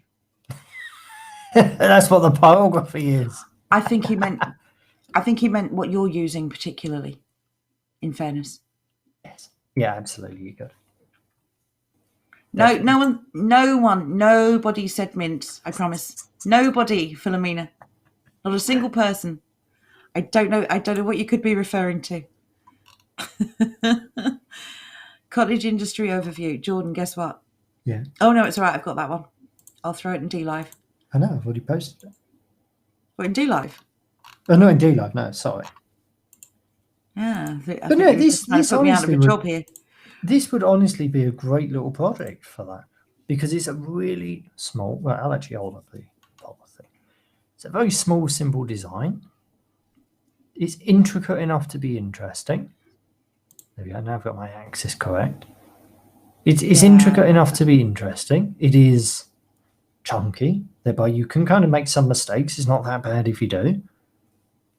This would be a perfect project for it. I don't have the equipment, and I have other things to be buying soon. So it will wait. But eventually I will probably do it. And as per usual, I'll do it on stream because that's what I do. I do things so you don't have to. That's going to be Jordan's motto. As he's killing himself, like just riding in a shopping trolley with a canister of nitro glycerin or something on the back. I do this so you don't have to. Johnny Dip says he has another question. How long do the migraines last when cutting out the soda?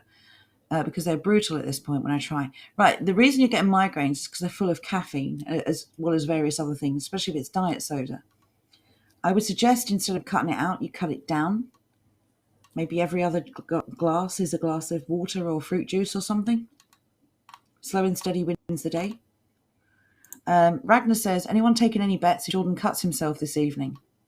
Hey, Challenge accepted. I've been having this conversation all night and carving on and off.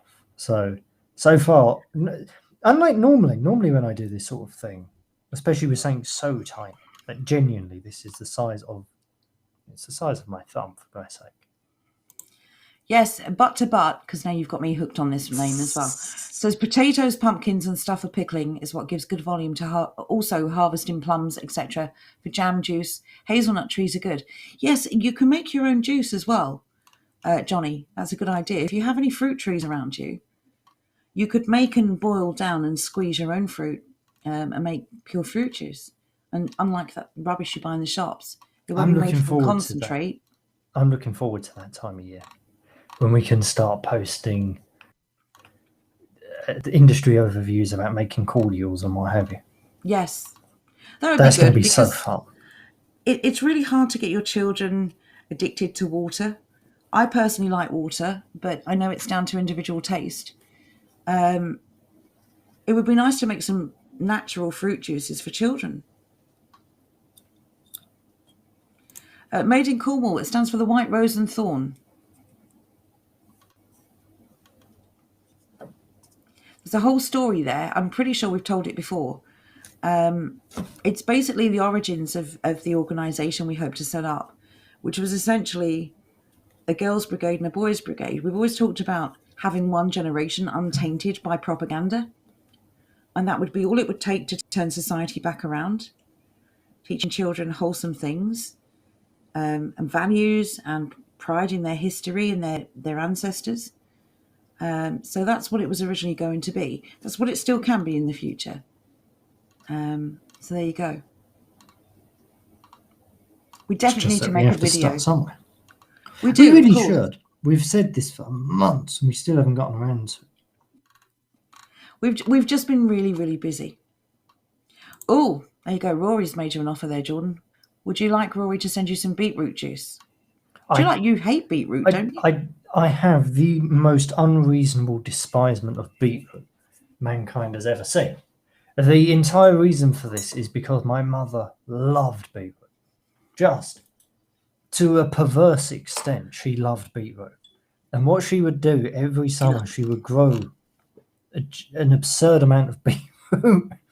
And then she would have beetroot sandwiches and beetroot salad. And pretty much any sort of salady thing became beetroot. And I just hate it. I hate the smell of it. I hate the look of it, everything about it. I hate it. The problem I've got with it is it stains everything. Like, you can't add it to anything without the stain. I like red cabbage. That's as close as I'd get to even the colour. I like red cabbage. But that's pickled, so it doesn't taste like beetroot. It doesn't even taste like cabbage. That's my point. It's pickled. It tastes like pickles. It's probably pickled akin to pickled onions, pickling juice. But even so... No. It's vinegar. Vinegar and port, I believe. Yeah, I said akin to, like a basic recipe. Obviously, you're adding the colour. But even so, that's as close as I'd get to anything with that colour. It just stains everything. I don't know. It just puts me off. Okay, we're getting some pushback here. Let's have a look. I did see Donning Arm's comment about it tasting like sweet earth. Yeah, I don't know what to make of that comment, but I'm glad you enjoy it. The White Rose, Bazooka Joe, is nothing to do with Yorkshire. Just for clarification. He was being sarcastic. Oh, okay. Okay, never mind. Sorry, we've just had so many people be like, "What, Yorkshire? Can't have that." Yeah, it's a symbol of purity. The White Rose. We couldn't think of anything more innocent for a child, for a little girl. And then we thought, who would protect the girls? It'd be the boys, and they are the thorns. So that's interesting, Andrew. Andrew's ordered 2 varieties of beetroot seeds, an orange one and a purple and a white striped one. Hang on a minute, is this like your Yeah. purple flower that was orange? Or was it the No, orange no, no, flower no, that was no. purple? The white striped ones. My mother used to grow those as well. Oh, really? Yeah, it's just heinous. They still smell and taste like beetroot. Oh, maybe it's just the ones that are crimson. Is that the pickling juice then? So they're not I that colour. I just realised why I hate them. My dad tried to trick me. Oh, point mega. My dad tried to trick me, and I don't do well with tricks. What he did, conniving man that he is, what he did, he did like a veggie roast sort of thing. So he had like potatoes and squashes and various other bits and like that. He also put in one of these white beetroots, and he thought I wouldn't notice it was a beetroot. That's why I don't like them. So what's the natural colour of beetroot? Red, but they come in multiple colours. So it was an orange one, not one. My bad. Even so, it was a wrong coloured beetroot. But says it's not. Sorry. But Says try pickling a boiled egg in beetroot for like 2 days. It looks fancy in a sandwich. Thinning the juice with like half brine from cucumbers. Brine? Salty water. It says brine from cucumbers. Yeah. Well, you know what are the pickled cucumbers called? Oh, pickled cucumbers. Gherkins. Okay, I only eat fresh ones. Gherkins. Yes. That was it. I only eat fresh cucumbers. I was working out where the brine came from. Rowdy Rascal says beetroot juice is a powerful medicine. Indeed. A lot of these natural foods really do have great properties like antioxidants, or they're really great for certain minerals or vitamins. This is only if the grower is an approved grower from the government. Oh, yes, of course. Otherwise, get out there and report them, shut down their business and destroy them. Exactly. Of course, when you do that, you'll be forcing them to go to another home catering company to buy food. Kind of ironic, really. It is. Bazooka Joe says beetroot is the devil's veg. I'm with Jordan. There you go. Solidarity. Thank you. I fully agree. It's unusual for Chad to agree with me. Johnny Powell says, what do you call a chicken that's looking at a cabbage? Chicken Caesar salad. That's actually really good.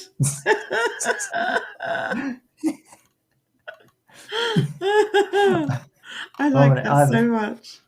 I have a friend, mentioned several times. I need to send him that joke because that's remarkable. Leave it up on the screen just so I can take a picture of it.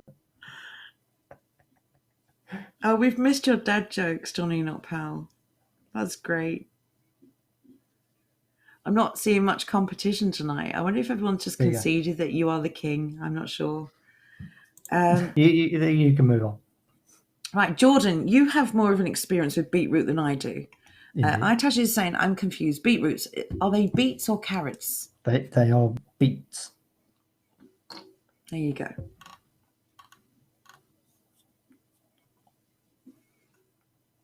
Mangy things. That's all that matters. That's all you need to know about them. Oh, Philomena, you have to explain what the mint aero inspectors are for. There is no explanation. Rory says, God bless Mama Jordan. That's very nice of you. Yes, Andrew has put this link up. Andrew, I can't grab it. If you'd like to throw that in the Discord, in the D Live, if you haven't already. Oh, you have. Never mind. Hey, I'm catching up. Put it in the D Live. No, he's done it already. He's on it. Discord, a ball. I'm in Discord. Oh, that's very nice of you to say, European man. I don't recall seeing you before, so welcome to the stream. Good to have you here. It's been a while. Oh, well, maybe that's why. I do have a terrible memory. I was about to say you have the memory of a goldfish, quite honestly. Yeah, that's true. It is true. I wish you had a memory like Finding Nemo instead. That little clownfish, he had one heck of a memory.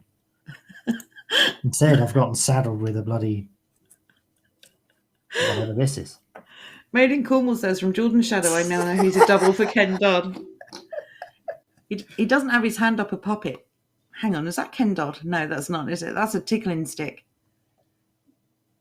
Butt to Butt says they do taste earthy. That's the gherkins. No, that's not. It's the beetroot. Reminds me of dirt. Yeah, Oh, absolutely. you're not selling them really well, are you? There's nothing to be sold on a beetroot. That awful vegetable. Awful. Do you know all the mileage that's given to the beetroot? You could grow a far superior vegetable like the parsnip. Much better. Much more English. The French hate them as well. Can't imagine anything better. You know what? And no, I just think I want to like them. No, I'm just joking. There you go. Tash love beets. That's fair enough. I wish I did enjoy them, honestly, Yes. because I do enjoy vegetables. I don't have that many vegetables I hate. Yes, absolutely. Post in Discord. Yeah, I was just going to say yes, please, Andrew. Thank you. Absolutely. The simple answer to this question, because this question is basically, is this link useful? If the answer is yes, pop it in Discord. I might try a pickled beetroot. That might change it enough to where I could be satisfied that it is food fit for human consumption. Maybe. I suppose the way to get us all back into healthier habits with food is to have those of us who have more experience with food to maybe help us out by finding out which foods really work together, putting your catering, cooking skills to the test, finding out which foods work together or which foods mask other foods so that we can start eating it and gradually getting used to the flavour. I'd agree with that. Because I'm one of those people, I've never quite had the kitchen confidence to grab a bunch of leftovers and just know what's going to work together. So if those of you with that experience can start sharing things like that, that would be greatly appreciated, especially for those of us who have come into this quite late and didn't realise how much junk we were feeding, especially our children. I'm lucky that that's not an issue for me, but I imagine it is still for a lot of parents. Because it's not just a case of we want to improve our nutritional health. Try and convince a child that burger and chips is way worse for them than, I don't know, a bowl of salad or something. So anyone with cooking skills, with a really good palate, someone who's experimented with these things, if you'd like to share what you know, if you have any tips for getting kids interested in vegetables or any of the things that are good for them, that would be incredibly helpful. Maybe we'll set up a parenting room and all things parenting can go in there. Any tips or tricks, ways to keep your children busy and engaged during lockdowns, even during half terms, in the good old days when we had freedom. All of these things, I'm sure people with young children now would greatly benefit from those. I agree. I think that's one of the worst things for parents is knowing that your children are bored and fed up and you don't quite know how to deal with it. We don't want our children to be sitting there bored watching television. We want them to be engaged and engaging in projects and doing things that will give them that sense of achievement that we always talk about. I sound like this, for example. This here is pretty small and harmless. They're not really going to get all that hurt. There you go, but they're going to be fine. we're not giving children knives. No. You give like a 12 or 13-year-old a knife, you tell them to get on with it, it'll be fine. But the main thing is, we don't want children, when children are bored and fed up, they start to play up, and that stresses you out more, believe it or not, than putting aside some time and engaging in an actual project with them. Mm-hmm. It's well worth it because they're going to be happy and worn out, and that's going to make life actually easier for you. You're going to be happy as well because you're going to spend time with them and you're going to do fun things. Exactly. And I've said this before, if you don't befriend your children, someone else will. Yep. Don't make time for them. Somebody will, and you're not going to like who that somebody is. Good advice from Tash here. Don't hit them or scream at them. Or at each other in their presence. No, she's talking about children. Great advice, Tash. Thank you.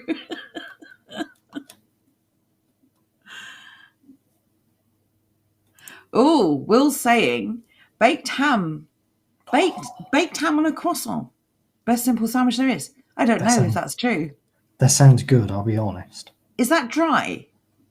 Why would it be dry? Do you use butter or anything? Why would you? Well, you could. Or a dressing. You could use butter, yeah, but that just sounds good as it is. Okay. You're a butter person on your sandwich, aren't you? Yeah, but I do tend to put it on and scrape it off. I don't slather it on. Okay, here's a question. If you had a nice salami sandwich, would you put butter on it? Yes. Okay, chat, I will see you tomorrow. We're done. Thank you. Yeah, Oh, my tea. I can't eat dry bread. It's I just a forgot my thing. tea. There you go, Johnny Not Powell. You have a fan. Chicken Caesar salad. That was an amazing joke. I agree with you, Johnny Dip. I agree, that's wonderful. This is coming on quite nicely. I'm quite pleased with it so far. Oh, okay. But to But's got some advice for us. Sauce and veggie leftovers lands in a Tupperware in the freezer. When it's full, I defrost and mix in leftover meats. Heat it up as a gratin. Okay. Any particular vegetables, or I suppose with a sauce, it doesn't really matter, right? What sort of sauce? Do you have any suggestions for the sauce? That would be really helpful. Rory says, I bought my daughters pistol crossbows one Christmas. They love them. Yeah. Heck yeah, that sounds... See, this is my brainwashing kicking in, where I say, well, not young children. The reality is that children used to hunt with a knife from the age of 4. They had to survive. Yep. We've been infantilized, adults. So, of course, children have. I think, though, if your children are immature or clumsy, just adjust the behaviour to the child. What we need to start making things like slings once again. I'll get a picture 1 minute.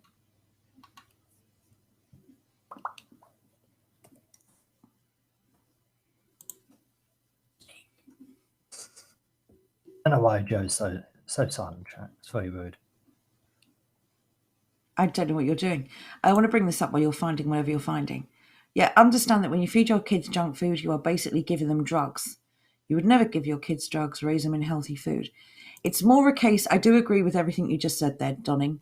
I think it's more a case of people who have already made mistakes with their children's nutrition and are now trying to roll it back and do it correctly. I think we need to cut those parents some slack that they're trying. Absolutely. Yeah, we've all made mistakes. We've all come from one place or another. Some of us may have come from good place. Some of us may have come from bad places. It doesn't matter. So long as we're moving forward towards a good place, all is good. Absolutely. Just quickly before you start, Jordan, just to answer, because you asked Butt to Butt the question. He says, just most things goes in. Sometimes it's great. Other times it's less good. It just depends on what I had earlier. Brown salsa, burger dressing. Oh, brown salsa, burger dressing.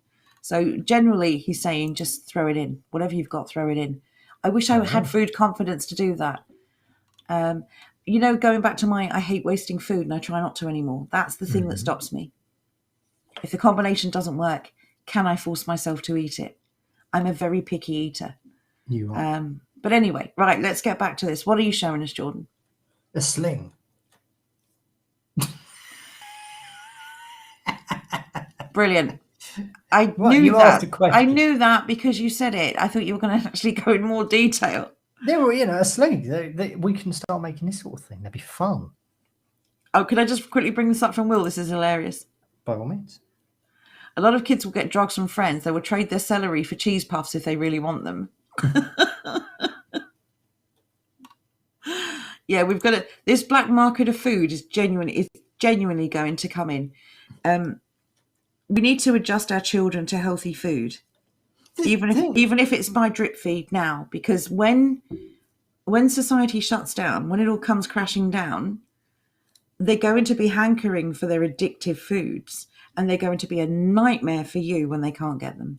The thing is, even though it sounds absurd, black market for food, not going to be anything like that, surely.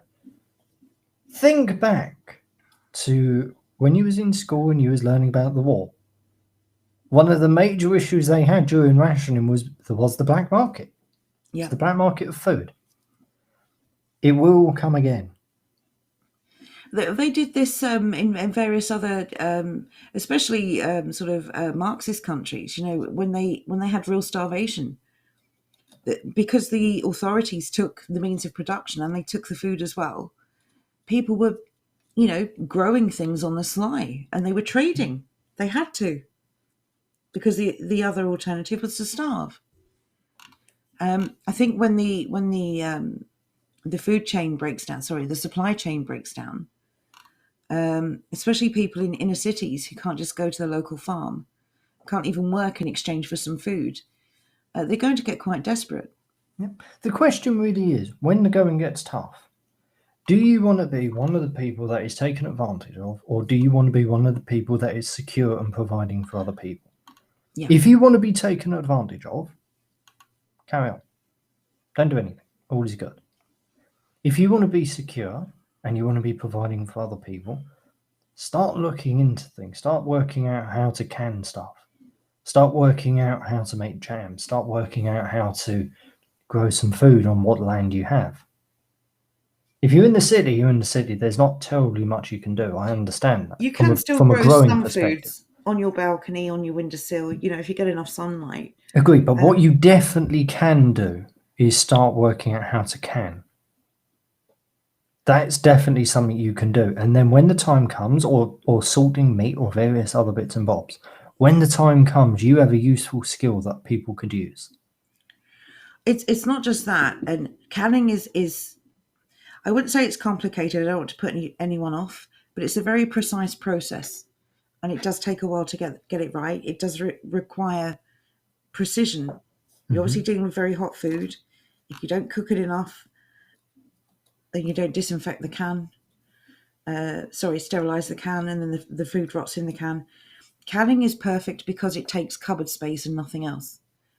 I do appreciate for a lot of people it might be a step too far if they're starting from scratch. If you've got the freezer space, start buying food in bulk where you can afford to. Yeah. Start going down to your local butcher. Maybe they do a big pack of meat at a reduced price. Start shopping around for bargains. If you can. I've made it a practice since the first lockdown. All of the expensive things I have to buy, I'm not talking about your staples like bread and milk. Things like, cheese and meat and things like that are slightly more expensive. I've tried to make it a practice now to stock up on these things, so I only buy them when they're on a deal. It's not brilliant. It's not going to change the world, but it's something, and it's a start. Oh, you say it's not you say it's not going to change the world. If you only buy stuff when it's on sale, you have a bit more money to go elsewhere. Well, yes, But I I can told afford my staples at full price. It's saving money from that to spend on that. exactly. Like I told you the other day, the last time I bought shampoo was about 4 years ago, because I bought a ton of it. In the last 4 years, I haven't had to buy it. I'm good. And I still have at least 2 bottles left, so I still have plenty of time. There's probably going to be a sale on again soon. But if there isn't, it's no big deal. I've had at least 2 years of free shampoo. Wonderful. The thing is, a lot of this may seem overwhelming if you've not started with anything. The last thing we want to do is make people feel that they don't know where to start. We've created a bunch of overviews to help you get started. Yeah. Even just buying an extra something each week of something you eat, rice, pasta, anything that is a dry food or can be frozen, anything with a long shelf life. If you go onto the website, you can see it there. There's a bunch of resources. They're all up in the forum, all the overviews. If you need an overview, if you can't navigate the website, please ask. We'll pop them in the Discord. We'll pop them on the stream. But it's a really good practice to start doing something. Whatever is within your capabilities right now, please do something. This is not just about being useful to your community. This is about protecting yourself. Protecting yourself and your When family. push comes to shove, and it does come down to trade or barter or some kind of black market food market, which is a scary thought, but it is possible. Everything is possible after what we've seen for the last year. People are only going to trade goods for other goods or services. If you are not providing a service and you're not producing a good, you're going to have to pay for these things. If you get to the point where you can no longer afford to pay for them, you're in trouble. But if you are growing things that you can cultivate the seeds from, if you're able to even just bake bread or rolls or cakes, it doesn't matter what it is. If you're able to contribute something that you know people want, you can exchange that for things that you need. Start slow, start easy. Find something you're interested in and just start making it. You'll probably do terrible at the first try. You'll start improving. You'll become an expert. You'll be able to stop even referring to the recipe if you keep repeating it over and over. If you have a particular meal, everyone's pretty famous for one meal or another, generally. If you have a meal that you're really good at, start cooking it in bulk. Separate it, buy some little cheap containers from your pound shop, make some space in your freezer, and start packing it in little containers, a meal's worth in each container. Even if you only do that for your own family, think of the money you saved and the time you saved by cooking it all at once. All of these little things really matter. If you're in a flat with a balcony, but you can afford to get some compost and a few pots, you can grow tomatoes. I did mine in a pot. Potatoes. You can grow potatoes in a bag. You can grow anything you want as long as you get sunlight. Think about where your home is located. Which of your windows get sunlight during the day?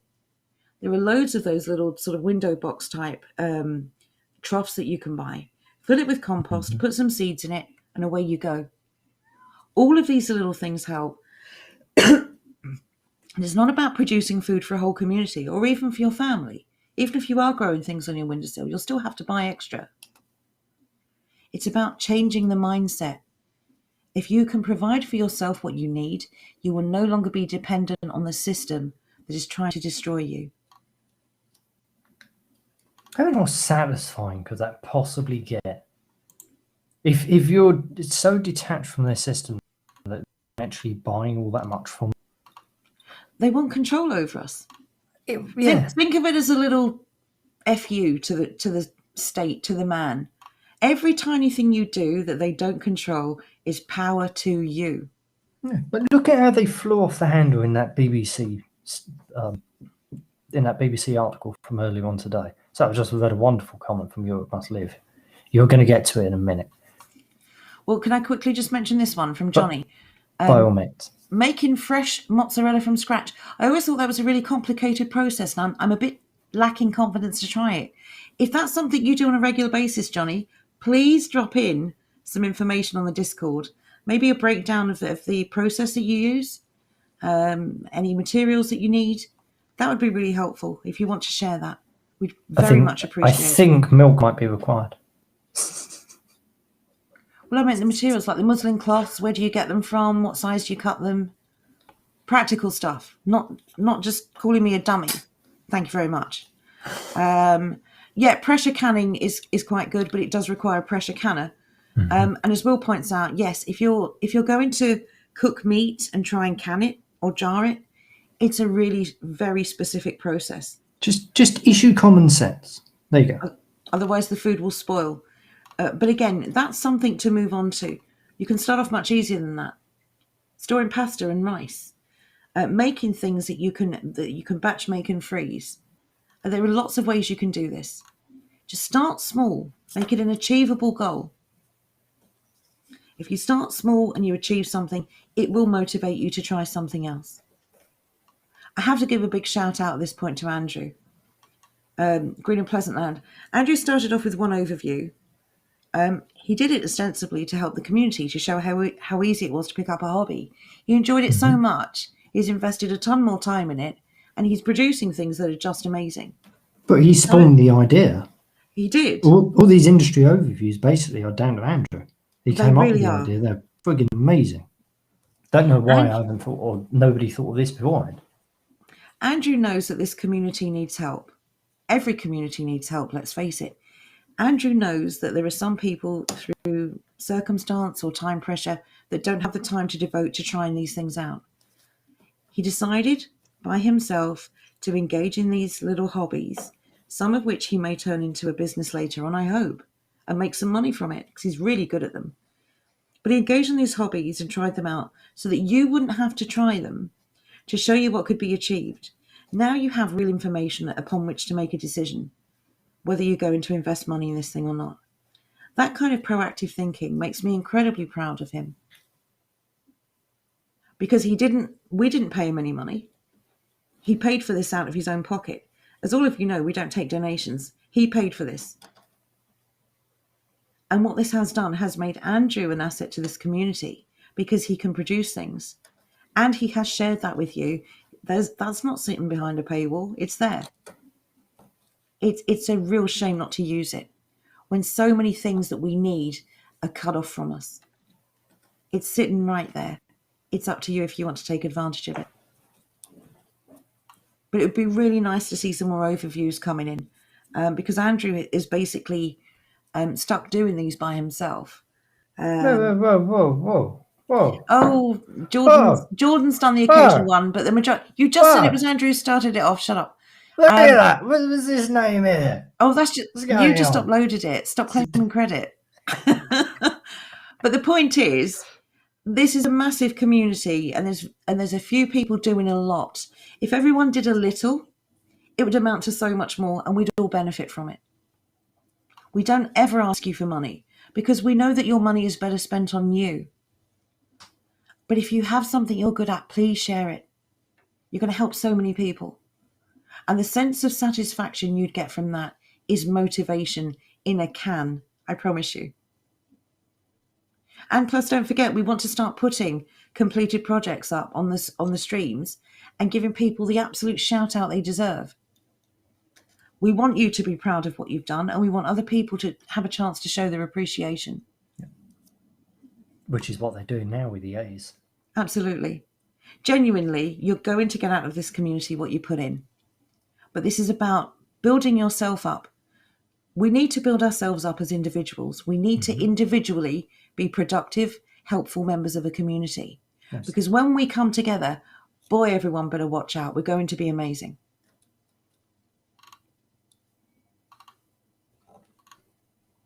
Right, let me catch up. Rory, that's amazing. Thank you. Do you have any canning information you could provide as maybe an overview? Just a breakdown of the processes? Maybe you could recommend certain products, certain cans, certain methods. That would be wonderful. Thank you. Especially for beginners, Rory, ideally. If you have enough information, create an overview. Yes, please. That would be even better. Because we've all looked into this, but none of us are experts. Yeah, none of us have done it. Will, toilet roll production, eh? Maybe we could develop a way to recycle it. Yes, volume is limited in windows. Of course it is. But I would rather someone grow something in their window and at least grow something and have a successful yield, which might give them the courage to try. I want to remind everyone as well. We were talking to Jonathan earlier. He has a garden. He's also got an allotment. And he's trying to get the vacant one next door.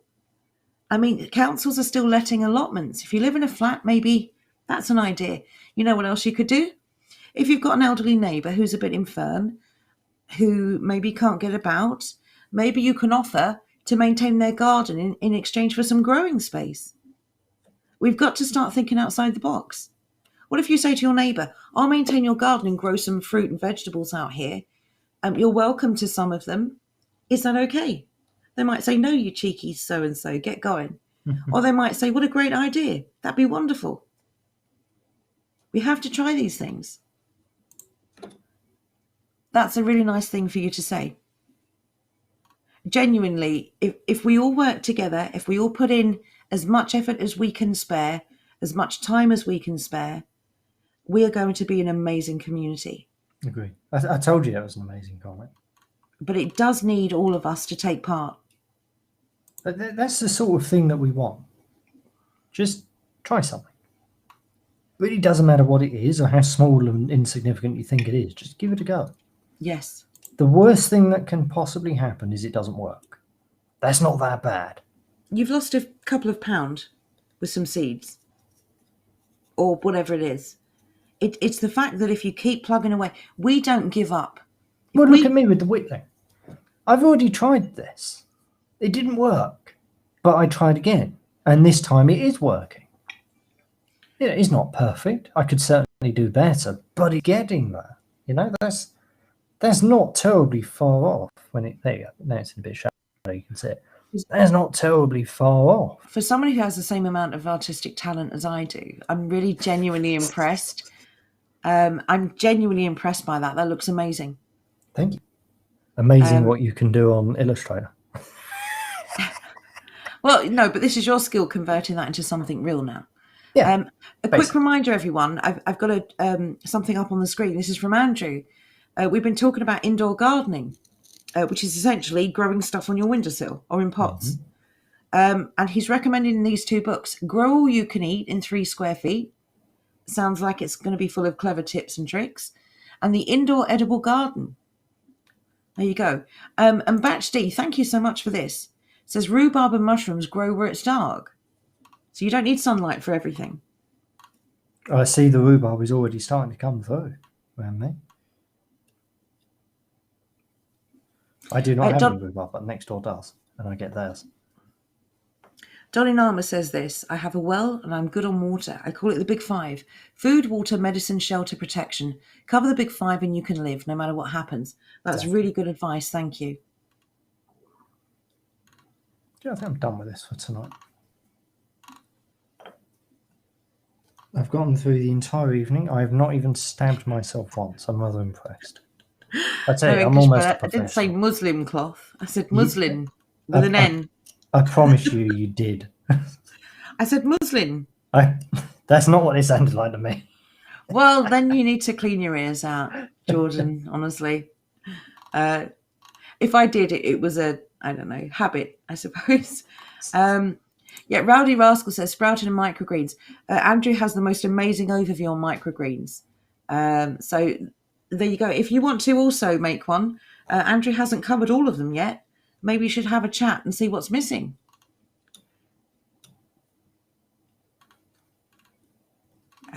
Yes, there you go. Big applause for Andrew.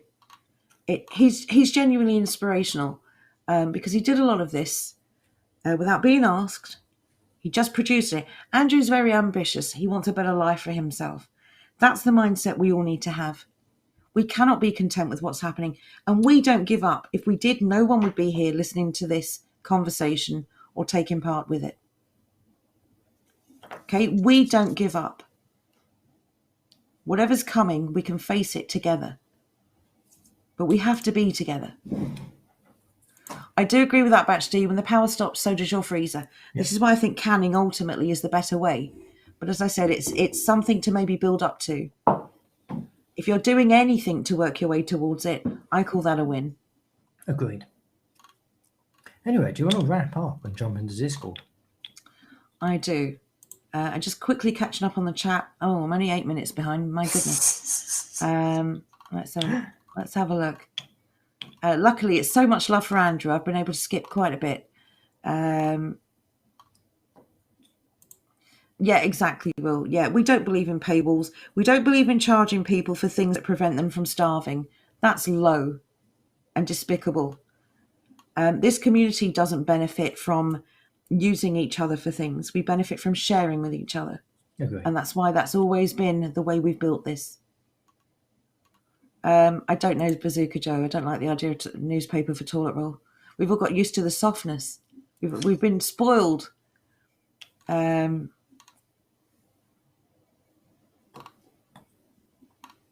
English Bird has asked, what is the difference between cans and jars? To me, the difference between a can and a jar is a can is metal. But for some reason, when they're doing canning, typically they use glass jars and they just call it canning. I don't know why. But say you took off Patch D's comment. Oh, which one? The previous one about how there's many gardening vlogs and what have you to help you along. YouTube is a wonderful, wonderful resource for this sort of thing. Absolutely incredible. The amount of stuff that you can find on there, the amount of people growing in different techniques to anything you would have seen on things like Gardener's World. Absolutely awesome. There's loads and loads of people doing the no-till thing. There's loads of people doing the, I don't even know what it's called. I can't remember what it's called. I'm going to call it the sticks thing because people know what that means. But basically, you take a bunch of sticks, you lay it down, you put some leaves over it, put some dirt over it, and then you grow on top of that. Begins with a H. I can't remember what it's bloody well called. But there's loads of people doing that as well. There's a ton of really, really, really bright people doing a lot of really, really good stuff. The thing to remember as well is, though, while this community is quite small, there are lots and lots of communities popping up everywhere that are really focusing on this stuff. They understand that we are in trouble. if we do nothing? Yep. How nice would it be for us all to start networking? All of these people with these great ideas and just this will to survive, coming together. A massive network of people trading seeds and food. If the food black market comes along, you want as big a network as possible, right? Yeah. Thank you, Daffodil. Yes, we've covered this very briefly. We need to do an overview on this because it's very important. Yes, there are other ways, of course, to preserve food that don't require canning or a refrigerator or a freezer. It's not so long ago we used to hang meat in essentially a cold room, covered in grease or various other things. So we really need to start thinking outside the box. We need to remember we are going to starve. That's not me being dramatic. We are going to starve if we don't prepare. Our children are going to starve. We have to be ready for this. We have to be a tight-knit, productive community. It needs every one of us to do their part. Doesn't matter what your part is. Start small, like I said. Make yourself an achievable goal. It's much like quitting something or weight loss. If you set yourself an unachievable goal, you'll never have the motivation to get there. Genuinely, find something small, inexpensive, and relatively easy with time, and just keep nailing it until you can do it without checking the recipe or checking, I don't know, the weight of something. Just keep going. And once you've nailed that, try something else, and then try something else, and then try something else. And as you become so brilliant at those things, you can share your experiences with others, and you will inspire other people to start. We've got to start doing good, being productive, and paying it forward. All of our lives are on the line. Our futures, our children's future. We owe them so much better than what's coming for them.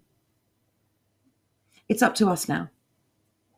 There is nothing really more important than what is coming and how we protect ourselves from it. And we can either all do this alone or we can do it together. It's that simple. And I know that I'd rather do it with a bunch of other people who want the same goals as I do. And they'll keep you motivated, keep you going, lift you up when you're falling down. That's the way we do this. That's the way we win. Anyway, I hope you've been inspired by Jordan's Whitland tonight. I hope you've been inspired by some of that amazing artwork we saw at the beginning of the show. I hope you come away from the stream thinking, do you know what? I can do something. Doesn't matter what it is. If you're not sure what it is that you want to do, have a chat with someone. Post something in one of the rooms. Ask for help. Ask for suggestions, inspiration. We're all here for each other. So I have a comment. Sorry. Go From on. Badge D. I tried smoking haddock once, but the paper kept breaking. Ooh, I like that. I just literally read that as you said it. Oh, that's interesting, Rory. Thank you. There you go. Last little fact for the night. So the commercial term for canning a product in glass jars is known as retorting. And that was done with organic baby food. I'm really pleased you said that because we keep talking about canning. But what is it called when it's glass? And we never knew. So there you go. I would have just called it glassing, but no, apparently not. Yeah, but glassing means something else. Isn't that where you shove a glass in someone's face after a Unfortunately, drunken yeah. punch up in a pub? Yeah, we don't want to engage in that. Retorting, incredibly helpful. Thank you. Thank you for that, Roy. Thank you everyone for turning up, showing your support. Always appreciated. If you haven't yet joined the Discord and you want to, please let us know. Otherwise, we will see you tomorrow at the same time. That's 7:30. Apologies for being a bit late tonight. Technical problems. We hopefully have resolved them. But yes, it's always really good to see you. And a few names then we've seen who haven't been here for a while. Hopefully, Johnny Not Powers, put the wood burner on Discord if anyone wants a look, which I definitely will. Perfect. Thank you. Let's get on Discord and show some appreciation. Yes, take care all. Tomorrow at 7:30, we'll see you there. Yeah, bye for now. Bye.